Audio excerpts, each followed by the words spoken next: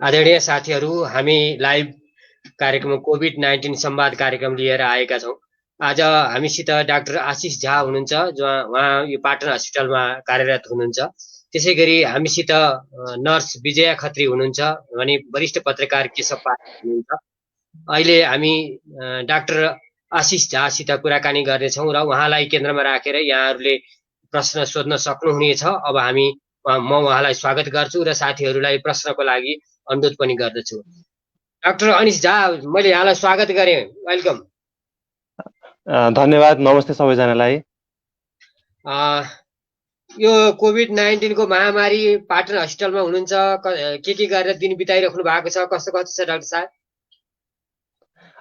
म करेन्टली चाहिँ अहिले मेरो पोस्टिङ चाहिँ भक्तपुर क्यान्सर हस्पिटलमा छ। तर वान विक एक हप्ता अगाडिसम्म चाहिँ म पाटनमै थिएँ।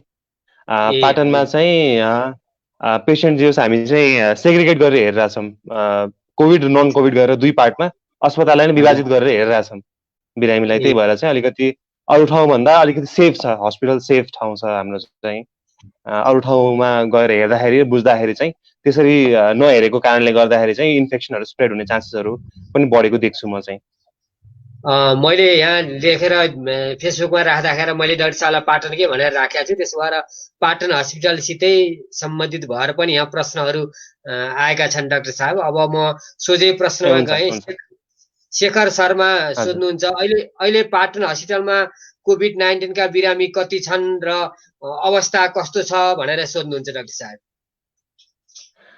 पाटन हस्पिटलमा हामीले कोभिड-19 को बिरामीहरू चाहिँ तीनटा ठाउँमा हामीले राखेका छौँ। एउटा हाम्रो कोभिड आइसियु भन्ने छ। कोभिड आइसियुमा चाहिँ हामीसँग 21वटा बेड छ। 21 बेडमा चाहिँ अहिले एकजना कोभिड पोजिटिभ बिरामी हुनुहुन्छ। त्यो कोभिड पोजिटिभ बिरामीको अवस्था चाहिँ उहाँलाई मसिन भेन्टिलेटरमा राख्नु परेको छैन, अक्सिजनमै हुनुहुन्छ र उहाँको अवस्था चाहिँ सुधारोन्मुख छ। आइसियुमा एकजना बिरामी हुनुहुन्छ कोभिड पोजिटिभ नै। त्यो बाहेक चाहिँ हाम्रो कोभिड वार्ड छ। कोभिड वार्डमा लगभग 2 तल्ला गरेर 30वटा बेड छ। त्यो बेडमा चाहिँ अहिले लगभग 7वटा बिरामी छन्, 7वटा पोजिटिभ बिरामीहरू छन्। त्यो बिरामीहरूमा चाहिँ कुनै पनि प्रकारको सिम्टम्सहरू छैनन्, तर बिरामीहरूलाई चाहिँ पोजिटिभ भएको आधारमा चाहिँ यो अहिले हामी राखिरहेको छौँ। त्यसको रिपोर्ट नेगेटिभ आएपछि हामीले डिस्चार्ज गर्ने प्लान गरेका छौँ। गभर्मेन्टको 14 दिनपछि टेस्ट नगरी पठाउने भन्ने जुन क्राइटेरिया चाहिँ हामीले अहिले फलो चाहिँ गरेका छैनौँ। हामीले टेस्ट गरेर नेगेटिभ आइसकेपछि मात्रै डिस्चार्ज गरेका छौँ। त्यो बाहेक चाहिँ हामीसँग कोभिड आइसोलेसनमा चाहिँ हामीसँग लगभग तपाईँको 15वटा बेड छ। त्यो 15वटा बेडमा चाहिँ सस्पेक्ट केसेसहरू राख्ने गर्छौँ र त्यो बाहेक चाहिँ 15वटा आरडिटी पोजिटिभ वार्ड छ। त्यो वार्डमा चाहिँ आरडिटी पोजिटिभ पेसेन्टलाई मात्र राख्ने गर्छौँ। बेसिकली हामीसँग अहिले कोभिड आइसियुमा एउटा पेसेन्ट जसको अवस्था चाहिँ इम्प्रुभिङ छ र अरू चाहिँ 7वटा पेसेन्ट चाहिँ कोभिड वार्डमा जसको जुन चाहिँ असिम्टोमेटिक सिम्टम्सहरू कुनै पनि छैन त्यो पेसेन्टहरूको चाहिँ। पक्कै पनि एक किसिमले पाटन हस्पिटल भेन्टिलेटर लगायतका कुराहरूले सम्पन्न नै छ, अर्थात् हामी त्यहाँ कति जति बिरामी आयो भने पाटन हस्पिटलले धान्न सक्छ डाक्टर साहब? हामीसँग अब त्यो कोभिड आइसियुमा चाहिँ 15वटा भेन्टिलेटर छ। 21वटा बेड 15वटा भेन्टिलेटर छ। त्यही भएर हामीले चाहिँ क्रिटिकल पेसेन्ट्सहरूलाई 15वटा पेसेन्ट्सहरूलाई हामीले त्यहाँ हेर्न सक्छौँ। त्यो बाहेक चाहिँ कोभिड पोजिटिभ वार्ड पनि 30वटा बेड भएको कारणले गर्दाखेरि चाहिँ अहिले हाम्रो क्यापेसिटी चाहिँ 20वटा सिरियस पेसेन्ट र 30वटा चाहिँ माइल्ड केसेसहरूलाई चाहिँ हामी ह्यान्डल गर्न सक्ने अवस्था छ। तर आवश्यकता अनुसार चाहिँ हस्पिटल एडमिनिस्ट्रेसनले बेड्सहरू अझै बढाउन सक्ने पनि क्यापेसिटी राखेको छ। भने यो हामीसँग आएका कोही भनौँ न सिम्टम देखिएको तर खतरामा नभएको मान्छेहरूलाई घर पठाउने गरिएको त्यस्तो पनि केही छ डाक्टर साहब?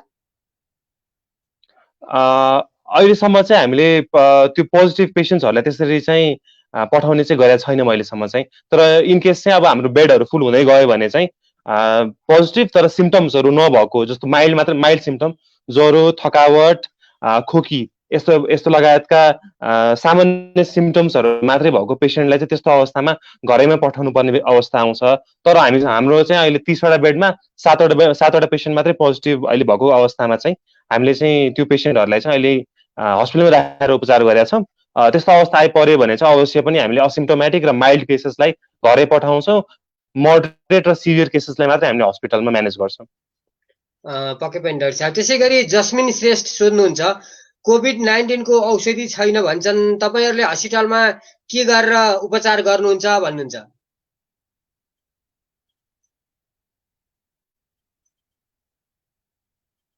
मैले तपाईँको प्रश्न सुन्न सकिनँ। म फेरि राख्छु। जस्मिन श्रेष्ठ सोध्नुहुन्छ, कोभिड-19 को औषधि छैन भन्छन्, तपाईहरुले हस्पिटलमा के गरेर उपचार गर्नुहुन्छ भन्नुहुन्छ?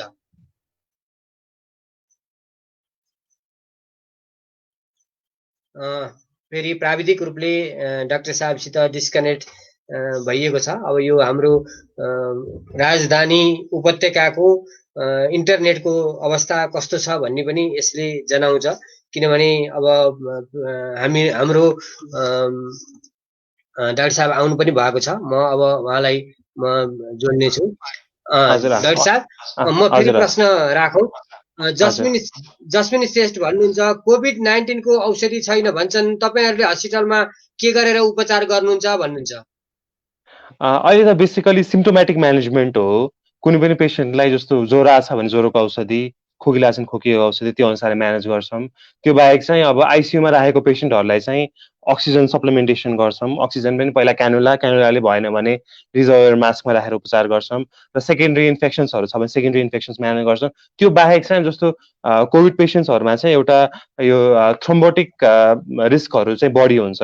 थ्रोम्बोटिक रिस्क भनेको चाहिँ रगत जम्न सक्ने सम्भावना बढी हुन्छ कोभिड-19 भएको पेसेन्ट्सहरूमा चाहिँ। कोभिड-19लाई चाहिँ हाइपर कोअगुलेबल स्टेट भनेर भनेको छ। यसको मतलब चाहिँ यस्तो पेसेन्ट्सहरूमा चाहिँ रगत जम्न सक्ने, शरीरमा जमेर कुनै पनि अङ्गलाई असर गर्न सक्ने सम्भावना बढी हुन्छ।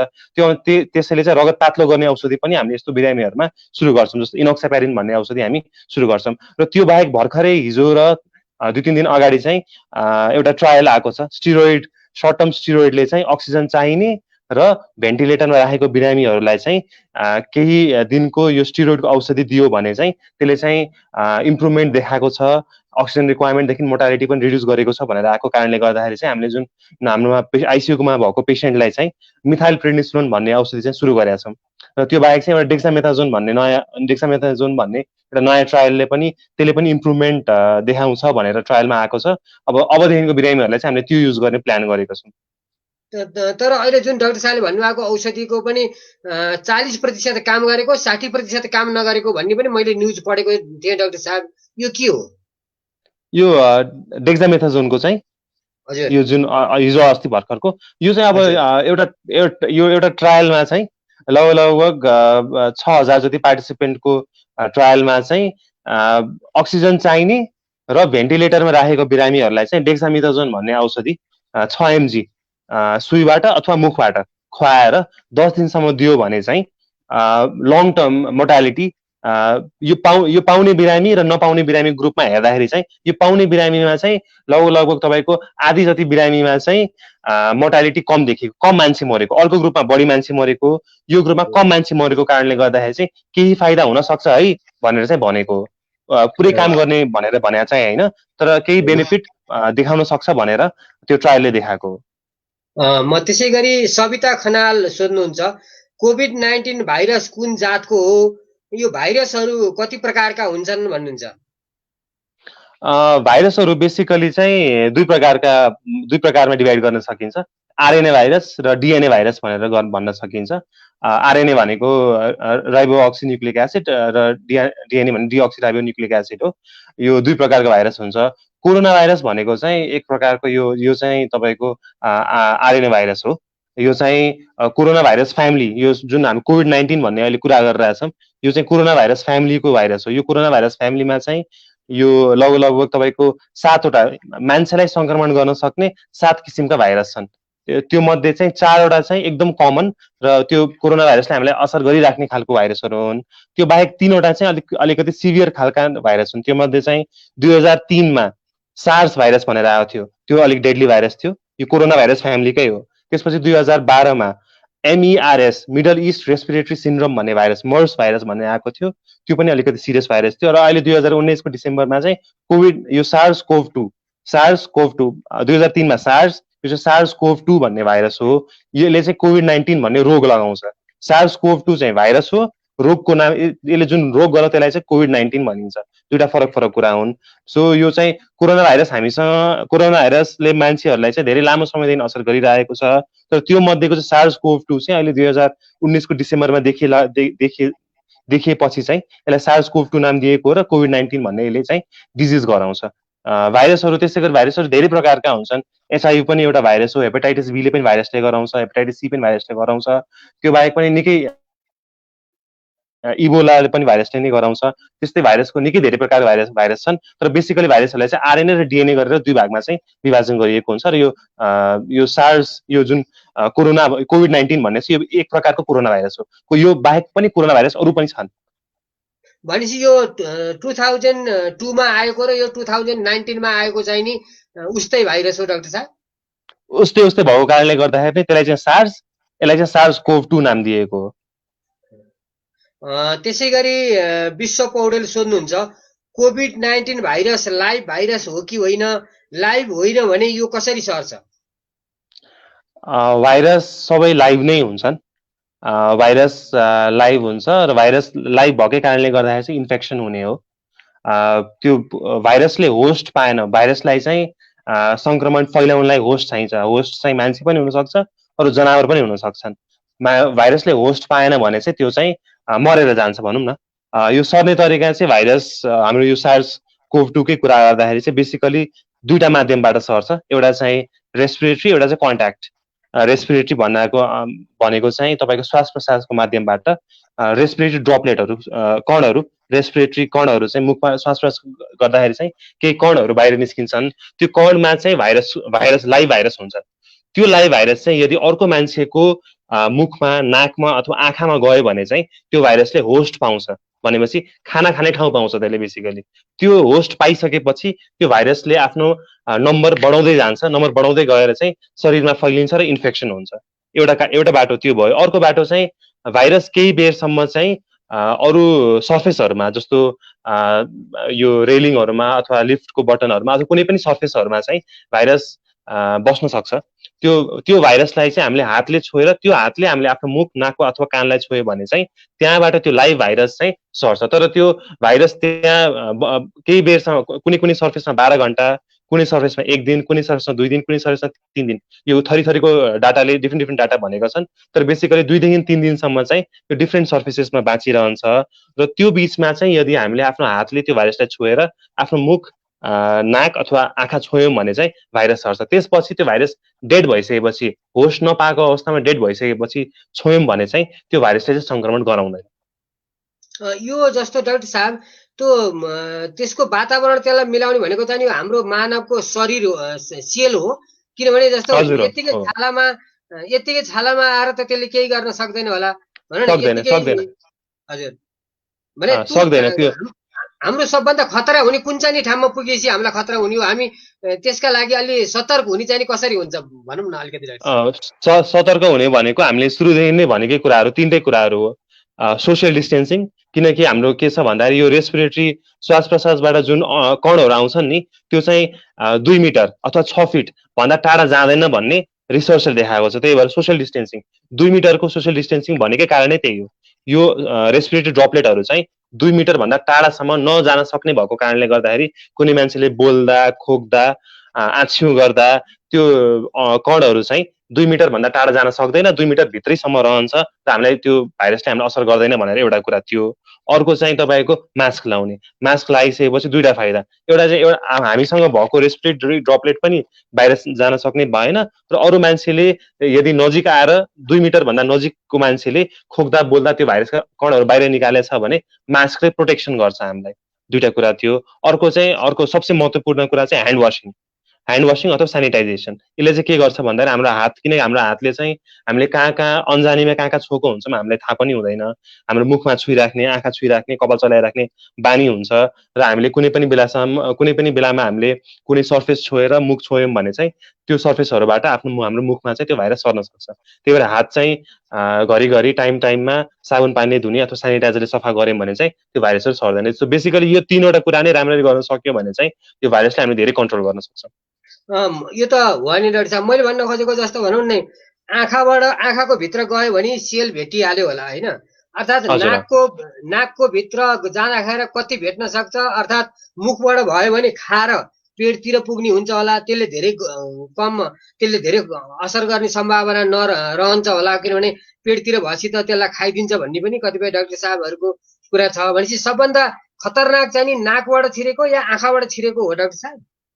होइन, तपाईँको यो छिरेको तिनटै ठाउँबाट छिरेको चाहिँ उत्तिकै नै खतरनाक हुन्छ र यो तपाईँको भाइरस छिर्दैमा चाहिँ इन्फेक्सन हुने होइन, त्यसमा भाइरल लोड भन्ने कुरा हुन्छ। भाइरल लोड भनेको चाहिँ भाइरस चाहिँ यति धेरै मात्रामा भाइरस छिर्नुपर्छ कि त्यो भाइरसले शरीरमा सङ्क्रमण गराउन सकोस्। जस्तो हाम्रो रेस्पिरेटरी एपिथेलियमहरू जुन हुन्छ नाकबाट जाँदाखेरि नेजोफेरेन्जियल एपिथेलियमदेखि लिएर मुखमा ओरोफेरेन्जियल, आँखाको म्युकस मेम्ब्रेनमा चाहिँ त्यहाँभित्र सेल गएर चाहिँ भाइरस चाहिँ एकदम धेरै मात्रामा भइसकेपछि मात्रै त्यसले चाहिँ शरीरमा चाहिँ आफ्नो ठाउँ बनाउन सक्छ र त्यसपछि मात्रै इन्फेक्सन गराउँछ। त्यस कारणले चाहिँ भाइरस कुनैमा छिर्ने बित्तिकै नै सर्ने भन्ने कुरा आउँदैन र तिनटै ठाउँबाट छिरेको चाहिँ उत्तिकै खतरनाक हुन्छ। एउटाबाट छिर्दा कम, एउटाबाट हुँदा कम भन्ने कुरा चाहिँ छैन। त्यही भएर चाहिँ हामीले नाक पनि छोप्ने, मुख पनि छोप्ने र आँखा पनि हामीले काम गर्दाखेरि चाहिँ आँखा पनि प्रोटेक्सन गर्ने गरेका हुन्छौँ हामीले हस्पिटलमा काम गर्दाखेरि चाहिँ। पक्कै नि डाक्टर साहब। त्यसै गरी किरण ठकुरी सोध्नुहुन्छ, कोभिड-19 लाई विश्व स्वास्थ्य सङ्घले पनि 2022सम्म रहन्छ भन्छ। अब यो भाइरस नियन्त्रण हुन सक्ने छाँट देखिएन, के यो विज्ञान असफल भएको हो भनेर किरण ठकुरी सोध्नुहुन्छ। हो, यो WHO ले 2022 भनेको छ र हो पनि। यो भाइरस चाहिँ एटलिस्ट मलाई पनि लाग्छ कि 2-3 इयर्स चाहिँ यो भाइरस रहन्छ नै र हामीले भाइरससँगै यसलाई अपनाएर यसैसँगै यसलाई प्रिकसन्सहरू अपनाउँदै काम गर्न सक्नुपर्छ भन्ने कुरा हो। तर विज्ञान फेल भएको भन्ने मिल्दैन। म तपाईँलाई एउटा इक्जाम्पल दिन चाहन्छु। 1920मा स्पेनिस फ्लू भन्ने एउटा फ्लू आएको थियो। त्यतिखेर तपाईँको वर्ल्ड पपुलेसन चाहिँ त्यतिखेर चाहिँ तपाईँको 150 करोड थियो वर्ल्ड पपुलेसन त्यतिखेर 1920मा। त्यति बेला चाहिँ 50 करोड मान्छेलाई चाहिँ यो भाइरसले असर गरेको थियो र 10 करोड मान्छेको डेथ भएको थियो। त्यतिखेर यो 5 करोड मान्छेको डेथ भएको थियो। मोर्टालिटी 10% थियो। 1/3 मान्छेलाई त्यो भाइरसले असर गरेको थियो र 10% मान्छेको मोर्टालिटी भएको थियो। त्यो हिसाबमा अहिले आएर हेर्दाखेरि त हाम्रो अहिलेको डाटा, आजको डाटा हेर्दाखेरि चाहिँ 85 लाख मान्छे, लगभग 700 करोड पपुलेसनमा 85 लाख मान्छेलाई असर गरेको छ र डेथ 4,50,000 भएको छ। त्यो अनुपातमा विज्ञान धेरै अगाडि आइसकेको छ, धेरै सफल भएको हो। त्यही अवस्थामा भएको भए पनि अहिले स्थिति झन् भयावह हुन्थ्यो होला। हामी जति पनि अहिले चाहिँ अब कुनै पनि विज्ञानमा त्यो भाइरस आएको अहिले पत्ता लाग्यो 4-5 महिना भएको छ। भ्याक्सिन पत्ता लगाउन कमसेकम 1 देखि 2 वर्ष लाग्छ नि, औषधि पत्ता लगाउन त्यतिकै टाइम लाग्छ नि। त्यही भएर चाहिँ विज्ञान असफल भएको भन्ने मिल्दैन। प्रयासहरू विश्वभरमा नै प्रयासहरू भइरहेका छन्। अवश्य पनि हामी यसको उपचार पत्ता लगाउँछौँ, यसको भ्याक्सिन पनि पत्ता लगाउँछौँ र कन्ट्रोलमा पनि ल्याउनेछौँ। पक्कै नि डाक्टर साहब, मैले जस्तो 2002मा गरेको औषधि भनौँ नि, र यो चाहिँ नि अहिलेलाई सपोर्ट गर्ने खालको हुँदैन, किनभने जुन यो अहिले हाम्रो जुन यो कोभिडलाई, किनभने एउटै जातको भइसकेपछि त त्यसलाई कन्ट्रोल गर्न अलि सक्न पर्ने हो नि, होइन डाक्टर साहब? होइन, यस्तो त्यतिखेर पनि जुन सार्स भाइरस आएको थियो त्यतिखेर त्यसको अगेन्स्टमा औषधि नै पत्ता लगाएको त होइन। त्यतिखेर पनि औषधि पत्ता, त्यतिखेर चाहिँ पनि यसरी कन्ट्रोल नै गरेको हो। त्यस कारणले अहिले फरक चाहिँ के पर्दै भन्दाखेरि यो जुन SARS-CoV-2 छ यो चाहिँ अलिक बढी इन्फेक्सियस छ। जस्तो यो भाइरसको एउटा R0 भन्ने भ्यालु हुन्छ, R0 भन्ने नम्बर हुन्छ। हरेक भाइरस अथवा इन्फेक्सियस डिजिजको R0 भन्ने नम्बर हुन्छ। त्यो नम्बर भनेको चाहिँ एउटा मान्छेले कति मान्छेलाई त्यो भाइरस सार्न सक्छ भन्ने कुरा हो। हामीले फर्केर हेर्दाखेरि 2002 को SARS-को R0 लगभग 2 जति थियो र मर्सको R0 लगभग 2.5 जति थियो। तर यो SARS-CoV-2 को R0 चाहिँ 3 भन्दा माथि छ। त्यस कारणले गर्दाखेरि एउटा मान्छेले 3 जना मान्छेलाई फैलाउन सक्छ। त्यो 3 जना 9 जना, 9 ले 27, 27 ले 81, 81 ले त्यसरी बढाउँदै जान्छ। त्यही भएर चाहिँ बढी इन्फेक्सियस भएको कारणले गर्दाखेरि कन्ट्रोल गर्न गाह्रो भएको हो भाइरसको नेचरले गर्दाखेरि। त्यसै गरी रमेशजीले सोध्नुहुन्छ, अब यहाँ पाटनकै भनेर पनि होला, पाटन हस्पिटलले कोभिड-19 विशेष स्वास्थ्य परीक्षण कार्यक्रम केही चलाएको छ कि डाक्टर साहब भन्नुहुन्छ? विशेषको हिसाबले चाहिँ पाटनमा हाम्रो अहिले प्रोटोकल चाहिँ के छ भन्दाखेरि कुनै पनि उपत्यका बाहिरको जिल्लाहरूबाट आएको बिरामी कुनै पनि श्वास प्रश्वासमा समस्या भएको बिरामी, कुनै पनि ज्वरोको बिरामी, यो 3टा क्राइटेरियामा कुनै पनि बिरामी पर्यो भने त्यो बिरामीलाई चाहिँ हामीले हाम्रो 2टा इमर्जेन्सी छ, एउटा कोभिड इमर्जेन्सी छ, एउटा नन कोभिड इमर्जेन्सी छ। यस्तो 3टा अवस्थामा बिरामी आयो भने यो बिरामीहरू चाहिँ कोभिड इमर्जेन्सीबाट भित्र जानुहुन्छ र त्यहाँ गइसकेपछि चाहिँ हामीले जाँच गर्छौँ, आइसोलेसनमा राख्छौँ, कोभिड जाँच गर्छौँ, कोभिड पोजिटिभ आयो भने कोभिड वार्डमा सार्छौँ, कोभिड नेगेटिभ आयो भने नन कोभिड हस्पिटलतिर सार्छौँ। त्यस कारणले गर्दाखेरि चाहिँ सुविधा नै छ। कुनै सबै रोगहरूको उपचार हामी यथावत पहिला जसरी नै गरि नै रहेछौँ। डायलिसिसदेखि लिएर आइसियु सुविधादेखि लिएर सबै सुविधाहरू भइरहेछ। हाम्रो रिसेन्टली तपाईँको 2टा अपरेसन कोभिड पोजिटिभ बिरामीहरूको सिजेरियन सेक्सन बच्चा निकाल्ने अपरेसन पनि भयो। त्यो बाहेक चाहिँ एउटा हड्डी भाँचिएको पुरुषको अपरेसन पनि भयो, डायलिसिस पनि भयो। त्यसै कारणले गर्दाखेरि चाहिँ कतिपय अस्पतालमा नेपालमा चाहिँ अहिले अथवा काठमाडौँ अथवा नेपालमा चाहिँ ज्वरो आएको बिरामी अथवा भ्यालीबाट बाहिरका आएको बिरामीहरूलाई चाहिँ हेर्न नचाहने खालको जुन एउटा ट्रेन्ड बन्दै आएको छ, त्यसबाट अब कतिजना वञ्चित हुनु परेको छ उपचारको लागि। तर पाटन अस्पतालमा चाहिँ हामीले त्यस्तो बिरामी कसैलाई पनि फर्काएका छैनौँ। सबै बिरामीहरूलाई हामीले उपचार गरिरहेछौँ। भनेपछि अहिले डाक्टर साहबले यो जुन भन्नुभयो त्यो कोभिड लागेको बिरामीकै लागि चाहिँ उपचार गरियो होइन डाक्टर साहब? कुन चाहिँ? त्यो फ्र्याक्चर भएको अनि डेलिभरी भएको? त्यो चाहिँ कोभिड पोजिटिभ बिरामीहरू थिए। त्यो एउटा एकजना मान्छे चाहिँ इन्डियाबाट फर्केको र फर्किसकेपछि चाहिँ फ्र्याक्चर भयो र यहाँ आएर चाहिँ सायद कुन हस्पिटलमा गयो, त्यहाँ लिन खोजेन, तर यहाँ रिफर गर्यो। यहाँ जाँच गर्दा कोभिड पोजिटिभ आयो। कोभिड पोजिटिभ आए तापनि अपरेसन चाहिँ हामी त्यही अनुसारले पिपी लगाएर अपरेसनहरू भयो र त्यो बिरामी अहिले हाम्रो वार्डमै छ अहिले। त्यो धेरै ठुलो र एउटा यो भन्न पर्ने अर्थात् बाहिर पुर्याउनै पर्ने कुरो, किनभने यो कोभिड-19 लाग्दैमा कोही मान्छे मर्दैन र हस्पिटलमा राम्रोसँग उपचार पनि हुन सक्छ भन्ने कुरा एउटा पाटन हस्पिटलको धेरै ठुलो र महत्त्वपूर्ण कुरो, धेरै मान्छेलाई पुर्याउनु पर्ने कुरो रहेछ, जुन आज डाक्टर साहबसित यहाँ बाहिर आयो। एकदमै राम्रो र ठुलो कुरो। त्यसै गरी जावेद अहमदजीले सोध्नुहुन्छ कोभिड-19 सँग कसरी बच्न सकिन्छ भनिदिनुहोस् न भन्नुहुन्छ। कोभिड-19सँग बस्ने त्यही 3टा कुरा नै हो। एसएमएस सम्झिनु तरिका एसएमएस होइन, सोसियल डिस्टेन्सिङ, मास्क र सेनिटाइजेसन, यो 3टा कुराले नै बचाउने हो। अहिले औषधि पत्ता लागेको थियो, अब तपाईँको यो डेक्सामेथाजोन भन्ने नयाँ औषधि आयो भनेर मिडियामा पनि यो एकदम प्रचारमा आछ। यो यस कारणले गर्दाखेरि चाहिँ यो म यहाँ यही प्लेटफर्मबाट केही पनि भन्न चाहन्छु भन्दाखेरि यो डेक्सामेथाजोन भन्ने औषधि चाहिँ चिकित्सकले सल्लाह दिएपछि अक्सिजन चाहिने र भेन्टिलेटरमा राखेको बिरामीलाई मात्र प्रयोग गर्ने हो। अरू कुनै पनि यो संक्रमण नभएको अथवा कुनै पनि सिम्पटम नभएको बिरामीमा यो औषधि प्रयोग गर्ने होइन। त्यही भएर पहिलेदेखि नै औषधि किनेर राख्ने अथवा त्यतिकै खाने गर्ने गर्नुहुन्न। र अहिले बच्ने तरिका भनेको त्यही 3टा तरिका नै सबसे उपयुक्त तरिका नै हो। WHO ले पनि त्यही भन्दै आएको छ, सबै सरकारले पनि सबै न्युज मिडिया प्लेटफर्ममा पनि यही भन्दै आएका छन्। यही 3टा कुरा नै हामीले कन्टिन्यू गर्न सक्यौँ भने चाहिँ हामी बच्न सक्छौँ र सबैजनाले यो फलो गर्न सक्यौँ भने, सिभिलाइज तरिकामा हामी सबैजनाले फलो गर्न सक्यौँ भने हामी अभियसली स्प्रेड पनि हामी कम गर्न सक्छौँ। म हरिमाया सिग्देलले सोध्नु भएको प्रश्न राख्न चाहन्छु। लकडाउन त खोलियो तर बिरामीको चाप बढेको छ, अब के गर्ने? मारवाडी समुदायका मानिसहरूले आफ्नो परम्परागत रूपमा मान्यता दिएको औषधि प्रयोग गर्न भनेका छन्, के हुन्छ होला डाक्टर साहब भन्नुहुन्छ? मारवाडीहरूको परम्परागत यो आयुर्वेदिक औषधि होला कुनै के होला? होइन, प्याथोलोजी औषधि नै हो डाक्टर साहब। एउटा चाहिँ मारवाडी समितिले एकदमै यहाँ चाहिँ सबैलाई दिने भनेर निःशुल्क वितरण पनि गरिरहेको छ। मैले न्युज मिडियाहरूमा देखेको थिएँ, आर्सेनिक लेखेको के चाहिँ औषधि चाहिँ हो। अब त्यो चाहिँ होमियोप्याथीको औषधि हो, त्यसको कुनै पनि रिसर्च भएको छैन र कुनै पनि प्रुफ छैन।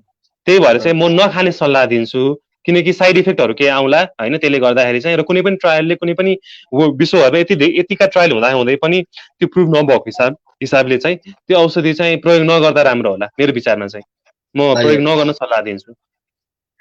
त्यसै गरी लालकृष्ण छेत्रीले सोध्नुहुन्छ कोभिड-19 महामारी नियन्त्रणका लागि लकडाउन मात्र उपाय हो कि अरू पनि छन् डाक्टर साहब भन्नुहुन्छ?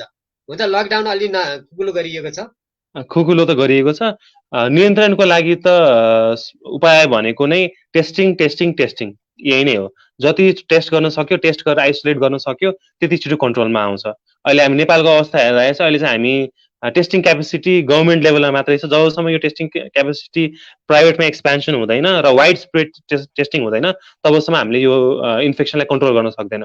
टेस्ट गर्ने आइसोलेट गर्ने, टेस्ट गर्ने आइसोलेट गर्ने, जबसम्म यो गर्न सक्दैन तबसम्म चाहिँ पोसिबल हुन्छ। अहिले अब तपाईँको केस अहिले बढेको चाहिँ किन भन्दाखेरि टेस्टिङ बढेर, केस पहिला पनि बढी नै थियो होला तर पत्ता नलागेको हो। अहिले टेस्टिङ बढेर नै केस बढी देखिएको हो र टेस्टिङ अझै बढायो भने केस अझै बढ्छन्, तर हामी त्यसमा आत्तिनु हुँदैन।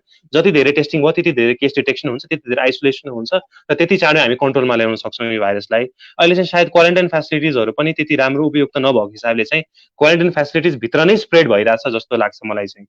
त्यही भएर एउटा क्वारेन्टाइन फेसिलिटिजहरूलाई इम्प्रुभ गर्ने, टेस्टिङ बढाउने गऱ्यौँ भने र यो प्राइभेटमा पनि यो टेस्ट यो उसलाई एक्सपेन्सन गर्न सक्यौँ भने चाहिँ हामीले अभियसली कन्ट्रोलमा ल्याउन सक्छौँ होला।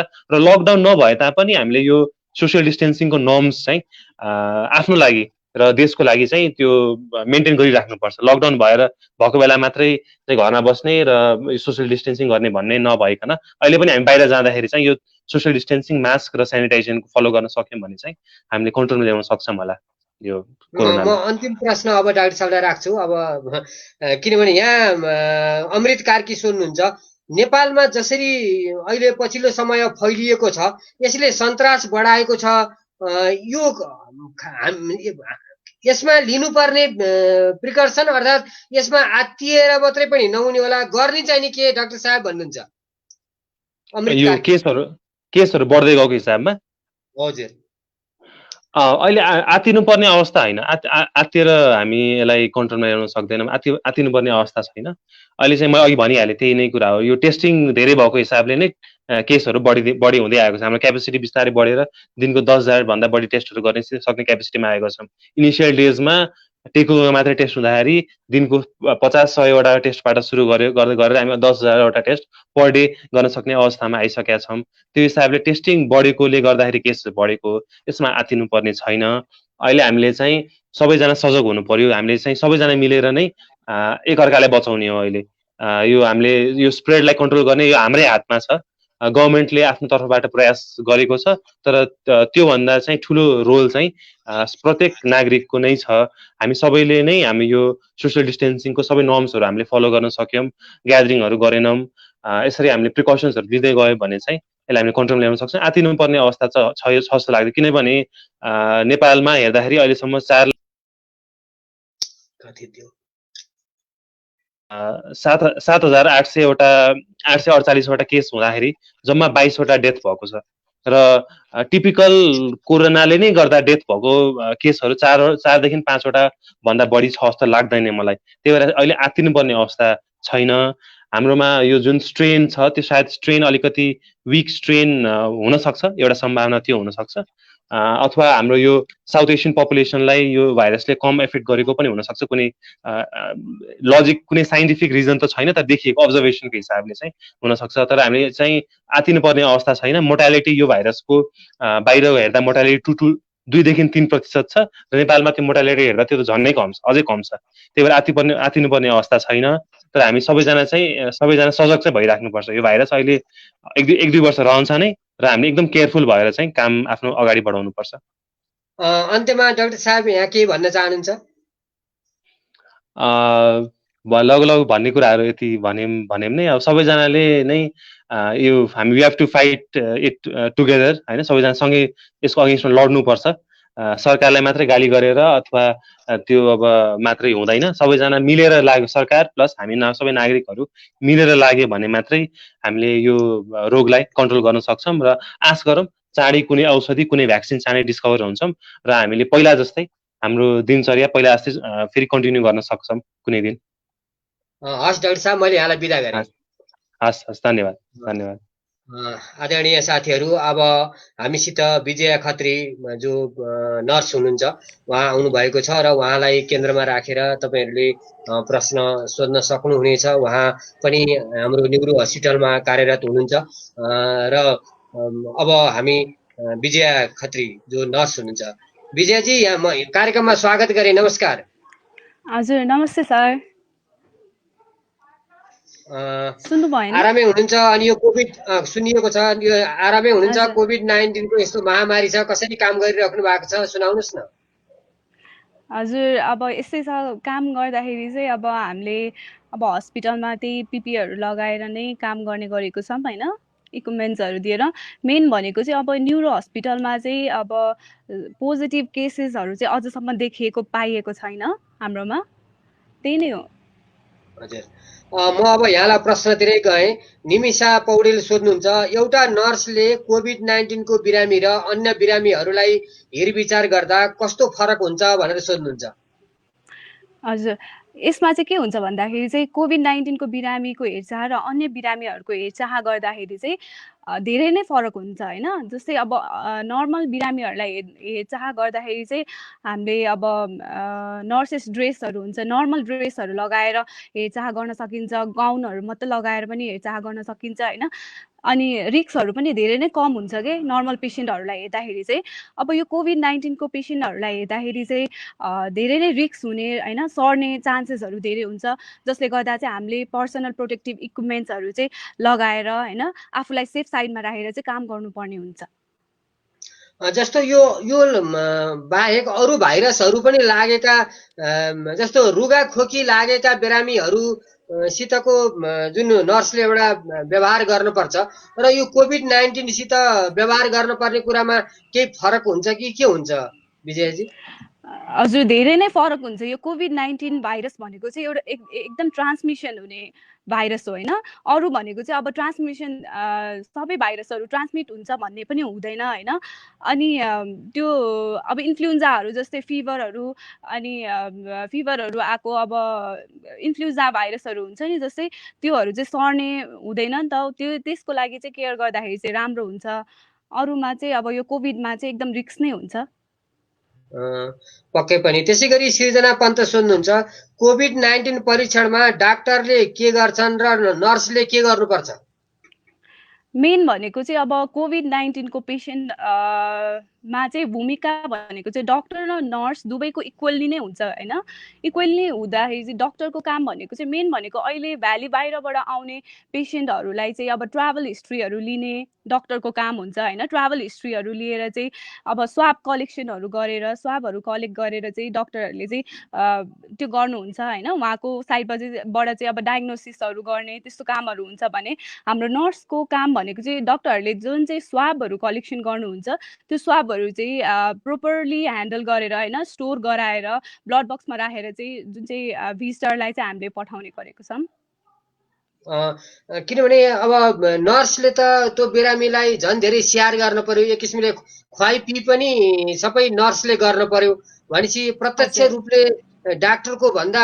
नर्सको काम चाहिँ नि धेरै हुन्छ होला नि विजयाजी हजुर यो चाहिँ ठिक नै हो होइन डाक्टरको काम भन्दा नर्सको काम चाहिँ धेरै नै हुन्छ त्यसैले चाहिँ हामीलाई यो कोभिड-19 आइसकेपछि चाहिँ पिपीको चाहिँ व्यवस्थाहरू गराइएको थियो होइन ट्रेनिङहरू गराइएको थियो जसले गर्दाखेरि चाहिँ हामीलाई काम गर्न सजिलो होस् भनेर होइन ट्रेनिङहरू दिएर चाहिँ हामीले बिरामीको छेउमा गएर चाहिँ आफू चाहिँ प्रोटेक्टिभ भएर चाहिँ काम गर्नलाई चाहिँ गराइएको थियो त्यो अलिकति अब यहाँले तालिम पनि लिएर आउनु भएको अरू हामीलाई हेरिरहनु भएको नर्स साथीहरूलाई पनि त्यसको जानकारीले राम्रो हुन्छ होला अलिकति त्यसको व्याख्या गरिदिनुहोस् न कसरी के तालिमहरू भए कसरी सिक्नुभयो हजुर मेन भनेको चाहिँ फर्स्टमा डनिङ एन्ड डफिङ भन्ने हुन्छ होइन डनिङ एन्ड डफिङ भनेको चाहिँ अब हामीले पिपी पाएर मात्र काम छैन के पिपी पाएर मात्र होइन त्यसको सदुपयोग गर्नु जानेन भने होइन इन्फेक्सनहरू ट्रान्समिट हुनसक्छ त्यसले गर्दाखेरि चाहिँ हामीले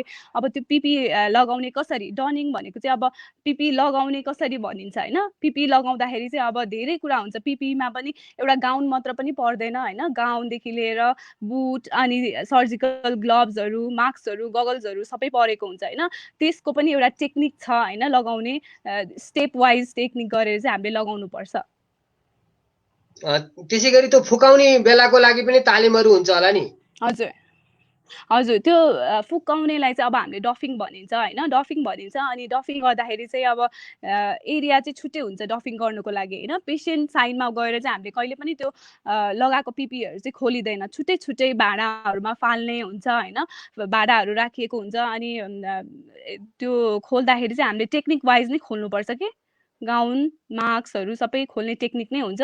त्यो चाहिँ अब एउटा भिडियो पनि छ होइन, त्यसमा हेर्दा पनि नर्स साथीहरूले पनि हेर्दा चाहिँ फाइदा नै हुन्छ होइन, सबैलाई थाहा पनि भएको होला हुन त। तर भिडियो नै अब टेक्निक वाइज नै हेर्नुपर्ने हो भने चाहिँ एउटा भिडियो छ, युट्युबमा हेर्दा हुन्छ। त्यसै गरी जस्तो यी बिरामीहरूलाई तपाईँहरूले भेन्टिलेटरमा भएकोलाई त त्यति नखुवाइएला अथवा पाइपहरूबाटै पनि प्रबन्ध गरिएला, हजुर नत्र पनि ती बिरामी कतिपय बिरामीलाई खुवाउनु पर्दाखेरि पनि तपाईँहरू त सबै पिपी लगाएरै जानु पर्यो नि होइन, नत्र भने उनीहरू आछ्यु हजुर गर्लान्। अब कुनै पनि हजुर हजुर किसिमको रिस्कहरू त हुन्छ होला फेरि त्यसमा। हजुर हजुर मेन भनेको चाहिँ यस्तो हो, अब कोभिड-19 लागेको पेसेन्ट पोजिटिभ देख्ने बित्तिकै चाहिँ हामीले पिपी बिना पिपी त हामीले पेसेन्ट छुने नै गरेको छैनौँ के, छुन्नु नै भएन होइन। जसले गर्दा अब पिपी लगाएर चाहिँ अब हामीले पहिला 8 घन्टा ड्युटी थियो भने अहिले 12 घन्टा पिपी लगाएर बस्नुपर्छ होइन। त्यो पिपी लगाएर नै बस्ने हो, अनि त्यसरी नै गर्ने गरेको छ, खुवाउने सबै त्यही अनुसार नै गर्ने हो। त्यसै गरी आशा पन्थी सोध्नुहुन्छ, कोभिड-19 रोकथामका लागि नर्सको भूमिका भूमिका के हुन्छ भन्नुहुन्छ? नर्सको भूमिका अब नर्सले चाहिँ अब भूमिकामा चाहिँ अब कस्तो मतलब? होइन, बिरामीका लागि चाहिँ नि अब यो रोग चाहिँ नि यसरी सर्न सक्छ, यसरी तपाईँ सतर्क रहनुहोस् भन्ने खालको कुरा त सबै नर्सहरूले नै भन्ने कुरो हुन्छ होला हजुर होइन? हजुर हजुर मेन भनेको चाहिँ अब ह्यान्ड वासिङहरू गर्नु पर्यो होइन, ह्यान्ड वासिङहरू गर्नु पर्यो सोप वाटरहरूले होइन, अनि अल्कोहल बेस्ड ह्यान्ड रबहरू युज गर्नु पर्यो, सेनिटाइजरहरू युज गर्नु पर्यो होइन नसर्नुको लागि। अनि भनेको अब हामीले पेसेन्टहरू राख्दाखेरि पनि त 1 मिटरको डिस्टेन्सहरूमा चाहिँ पेसेन्टहरूलाई चाहिँ राख्ने गरेको छौँ। अनि हामीले यताउति छुँदाखेरि काम गर्दाखेरि हातले त हामीले जहाँ पनि छुइन्छ नि त होइन, छुइन्छ, ढोका खोल्दाखेरि छुइन्छ, ढोका खोल्दाखेरि छुइन्छ। त्यस्तो भयो भने चाहिँ अब हाम्रो हातले चाहिँ अब धेरै कामहरू गर्नु परेको हुन्छ, त्यसले गर्दाखेरि चाहिँ अब हामीले त्यो मुखमा चाहिँ लग्नलाई चाहिँ हातहरू मुखमा लग्नलाई चाहिँ अभोइड गर्नु पर्यो है। अर्को भनेको चाहिँ हाँच्यु गर्दाखेरि अनि स्निजिङ गर्दाखेरि खोकी लाग्दाखेरि चाहिँ अब यस्तो हात छोपेर चाहिँ हाँच्यु गर्नु पर्यो है। अर्को भनेको चाहिँ आफूलाई चाहिँ अलिकति सन्चो छैन भने चाहिँ बाहिर निस्किनु भएन, आफ्नै घरमा होइन सुरक्षित तरिकाले बस्नु पर्यो। अनि अर्को भनेको चाहिँ मेन भनेको स्मोकिङहरू चाहिँ अभोइड गर्नु पर्यो कि, जसले गर्दाखेरि चाहिँ अब यति बेला त लङ्सहरू विक भएको हुन्छ होइन, त्यसैले चाहिँ हामीले स्मोकिङहरू चाहिँ अभोइड गर्नुपर्छ। त्यसै गरी अविरल थापा सोध्नुहुन्छ, नर्सहरूले यस महामारीका बेलामा सामना गर्नु परेको चुनौतीहरू कस्ता कस्ता छन् भन्नुहुन्छ? सामनाहरू धेरै नै छन् होइन। सबै नर्सेसहरूले चाहिँ अब प्रोपर इक्विपमेन्टहरू पाउनु भएको छ भन्ने हुँदैन होइन, कसैले पाउनु भएको होला, कसैले नपाउनु भएको होला होइन, जसले गर्दाखेरि चाहिँ नर्सहरूलाई काम गर्नलाई प्रब्लम भइरहेको छ। अनि अरू भनेको चाहिँ अगाडि नै अब नेगेटिभ र पोजिटिभ भन्ने थाहा हुँदैन नि त हामीलाई होइन। नर्सहरूलाई अब नर्स जस्तै डक्टरहरूलाई अब पेसेन्टहरू चाहिँ आउँदै हुनुहुन्छ, अब यो नेगेटिभ हो कि पोजिटिभ हो भनेर चाहिँ थाहा हुँदैन होइन, अब थाहा हुँदैन। अनि त्यस कारणले चाहिँ अब हामीलाई त्यही पिपीहरू लगाएर बस्नुपर्ने हुन्छ। अनि यदि अब पोजिटिभ छ पेसेन्ट भन्ने थाहा पायो भने त हामी पनि सतर्क हुन पायौँ नि त, अगाडि जानुलाई केयर गर्नुको लागि चाहिँ सतर्क हुन पायौँ। त्यसले गर्दाखेरि चाहिँ अब सबै हस्पिटलहरू चाहिँ अब स्पेसिफिक हुन्छ प्रायः जस्तो। अब हामी काम गर्ने न्युरो हस्पिटल अब स्पेसिफिक नै हो, मेन भनेको न्युरो केसेसहरू मात्र आउँछ होइन, न्युरो केसेसहरू आउँछ। अब मेन भनेको कोभिड ट्रिट गर्ने हस्पिटलहरू भनेको टेकु वीर हस्पिटलहरूमा गरेको छ। अहिले धेरै हस्पिटलहरूमा नि कोभिड लागेको पेसेन्टहरूलाई पनि ट्रिट गरिरहेको छन् होइन। तर हाम्रो हस्पिटलमा चाहिँ अझसम्म यो कोभिड-19 पोजिटिभ चाहिँ आएको छैन। त्यही भएर चाहिँ अब नर्सहरूलाई चाहिँ गाह्रो नै छ यसको सामना गर्नुको लागि चाहिँ। त्यसै गरी दुर्गा उपाध्याय सोध्नुहुन्छ, नर्सहरू संक्रमित बिरामीको नजिक बसेर काम गर्न पर्ने हुन्छ, त्यसैले सर्ने सम्भावना नर्सहरूलाई बढी हुन्छ कि भन्नुहुन्छ नि? हजुर, यसमा चाहिँ एकदमै रिस्क चाहिँ हाई छ, नर्सहरूलाई सर्ने चाहिँ हाई रिस्क छ चान्सेसहरू होइन। अघि भनेको जस्तै मैले अब पहिला त 8 घन्टा काम गर्नुपर्छ भने अहिले 12 घन्टा काम गर्नुपर्छ होइन। बिहानदेखि बेलुकासम्म काम गर्दाखेरि अब एउटै पिपी लगाएर काम गर्नुपर्ने हुन्छ। अब पिपी लगाइसकेपछि हामीले चाहिँ अब खोल्ने लगाउने गर्न मिलेन नि त होइन। एकचोटि लगाएपछि एकैचोटि बेलुका खोल्नु पर्यो नि त, त्यस कारणले नै हो यो सर्ने सम्भावनाहरू चाहिँ। पक्कै पनि, किनभने त्यो पिपिई हुन्छ। कति कस्तो हुन्छ भनौँ न, त्यसैले त्यो कम्फर्टेबल नै एउटा ड्रेस लगाएको जस्तै हुन्छ कि त्यो पिपिई कस्तो हुन्छ विजयजी? पिपी चाहिँ अब एकदम कम्फर्टेबल चाहिँ हुँदैन होइन। पिपी अब ड्रेसमाथि अर्को ड्रेस लाउँदाखेरि कस्तो हुन्छ होला, गर्मी नै हुन्छ होइन, एकदम धेरै गर्मी हुन्छ, मास्कहरू लगाउनु पर्ने हुन्छ। मास्कहरूमा पनि अब कहीँबाट हावा छिर्न दिनु भएन, टेपहरू टाल्नु पर्ने हुन्छ होइन, टेपहरू टालेर चाहिँ गर्नुपर्ने हुन्छ। अनि त्यसपछि अर्को भनेको अब सबै मुखहरू अनि क्यापहरूले टाउकोहरू छोप्नु पर्ने हुन्छ। यो चाहिँ गाह्रो नै कुरा जस्तो लाग्छ मलाई चाहिँ, मेरो साइडबाट चाहिँ। नर्सको काम उत्तम कुँवर सोध्नुहुन्छ, नर्सको काम सधैँ दुःखको छ, रात दिन भन्न पाइँदैन, यसरी सेवामा तल्लीन हुनेलाई कस्तो सुविधा दिनुपर्छ भन्ने लाग्छ यहाँलाई? सुविधा फेरि क्वेसन गर्नुहोस् न एकतालि, म सुनिनँ। भने नर्सहरूले धेरै दुःख गरिराखेका हुन्छन्, अब ती दुःख गरे अनुसारको चाहिँ नि उनीहरूलाई तलब भत्ता लगायतका सुविधाहरू कस्तो दिनुपर्छ भन्ने लाग्छ यहाँलाई भनेर सोध्नु भएको। ए भाले के भन्छ अरे, अब सुविधाहरूमा चाहिँ अब मेन भनेको चाहिँ गभर्मेन्टले चाहिँ नर्सलाई चाहिँ, नर्सको वर्कलाई चाहिँ एप्रिसिएट गर्नु पर्यो मेन भनेको कुरा है। अनि अरू भनेको चाहिँ अब नर्सेसको वर्क नाइट पनि हुन्छ, मर्निङ डेहरू हुन्छ, नाइटको अलाउन्सेसहरू प्रोभाइड गर्नु पर्यो, नाइट भत्ताहरू दिनु पर्यो। अनि अर्को भनेको चाहिँ स्यालेरी भनेको चाहिँ नर्सको त्यस्तो सेटिस्फाइड त कोही पनि नर्स पनि हुनुहुन्न होइन, काम गर्नेहरू। अब त्यसको लागि चाहिँ अब स्यालेरीहरू चाहिँ इन्क्रिज गराउनु पर्यो गभर्मेन्टले। अनि अर्को भनेको चाहिँ इनफ प्रोटेक्टिभ इक्विपमेन्ट्सहरू चाहिँ प्रोभाइड गरिदिनु पर्यो, त्यति हो। अनि विकास थापा सोध्नुहुन्छ, हुन त यहाँले छ भन्नुभएको छ, तैपनि म सोध्छु, यहाँले पनि सानो उत्तर दिनु होला। विकास थापा सोध्नुहुन्छ, नर्सहरूलाई हस्पिटलमा कोभिड-19 हेर्ने सामान उपलब्ध छ भन्नुहुन्छ, अर्थात् त्यही पिपिई लगायतका सामानहरू उपलब्ध छ भन्नुहुन्छ? हजुर, यो चाहिँ उपलब्ध अहिले गराइएको छ होइन, हस्पिटलमा उपलब्ध गराइएको छ। जस्तै अब पेसेन्टहरू यहीँबाट अब काठमाडौँ भ्यालीभित्रबाट पनि आउनुहुन्छ होइन, बाहिरबाट पनि आउनुहुन्छ।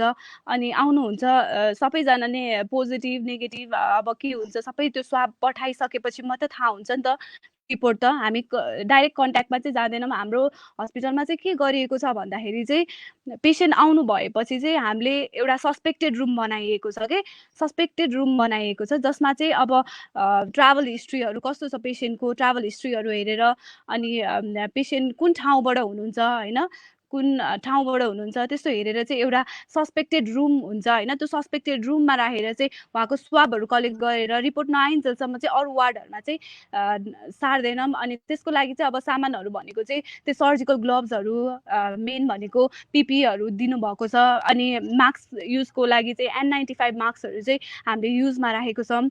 अनि बुटहरू गगल्सहरू सबै प्रोभाइड गरिएको छ हस्पिटलले। यतिखेर विष्णुपन्थी सोध्नुहुन्छ, यतिखेर स्वास्थ्यकर्मी भनेपछि मान्छे डराएका छन् सर्छ कि भनेर, यसमा चाहिँ तपाईँ के भन्नुहुन्छ भनेर सोध्नुहुन्छ? अब यस्तो बेलामा त डराउनु पनि स्वाभाविक नै कुरा मानिन्छ होइन। यसमा चाहिँ अब हस्पिटलले पनि इफ इन केस कोभिड पेसेन्टहरू छ भने चाहिँ नर्सहरूलाई चाहिँ अब त्यही बस्ने व्यवस्थाहरू गराउनु पर्यो होइन, जसले गर्दाखेरि चाहिँ इन्फेक्सन ट्रान्समिसन हुन सक्दैन। अब नर्सहरूको लागि चाहिँ अब त्यही काम गरेर त्यही बस्ने व्यवस्था भयो भने चाहिँ अब घरमा आएर कसैलाई सर्छ भन्ने डर हुँदैन, सोसाइटीमा कसैलाई सर्छ भन्ने डर हुँदैन। त्यही हो, अब डराउनु चाहिँ स्वाभाविक नै कुरा जस्तो लाग्छ मलाई। त्यसै गरी पूर्ण श्रेष्ठ सोध्नुहुन्छ, अहिलेको अवस्थामा डाक्टर नर्सलाई समाजले कसरी हेरिरहेको छ र कसरी हेरिदियोस् भन्ने चाहनुहुन्छ भन्नुहुन्छ?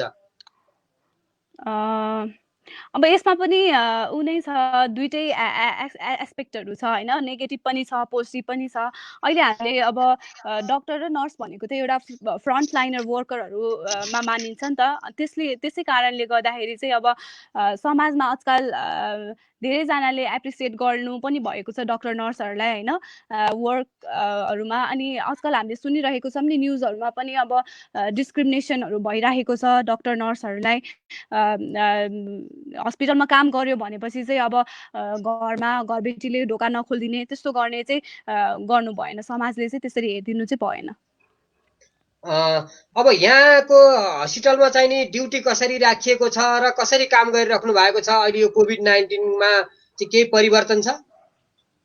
परिवर्तन त धेरै नै कुरा भएको छ। अहिले भनेको ड्युटी आवरको कुरा परिवर्तन भएको छ। ड्युटी आवरदेखि लिएर अनि अब हामीले पहिला 8 घन्टा गर्थ्यौँ भने अहिले 12 घन्टा गरेको छ। जसले गर्दाखेरि चाहिँ अब हामीले हप्तामा 2 दिनदेखि 3 दिनसम्म चाहिँ ड्युटी गऱ्यौँ भने अरू दिन चाहिँ हामीलाई रेस्ट हुन्छ होइन। धेरै हस्पिटलसँग चाहिँ कन्ट्याक्टमा बस्नु पनि पर्दैन। त्यही नै हो।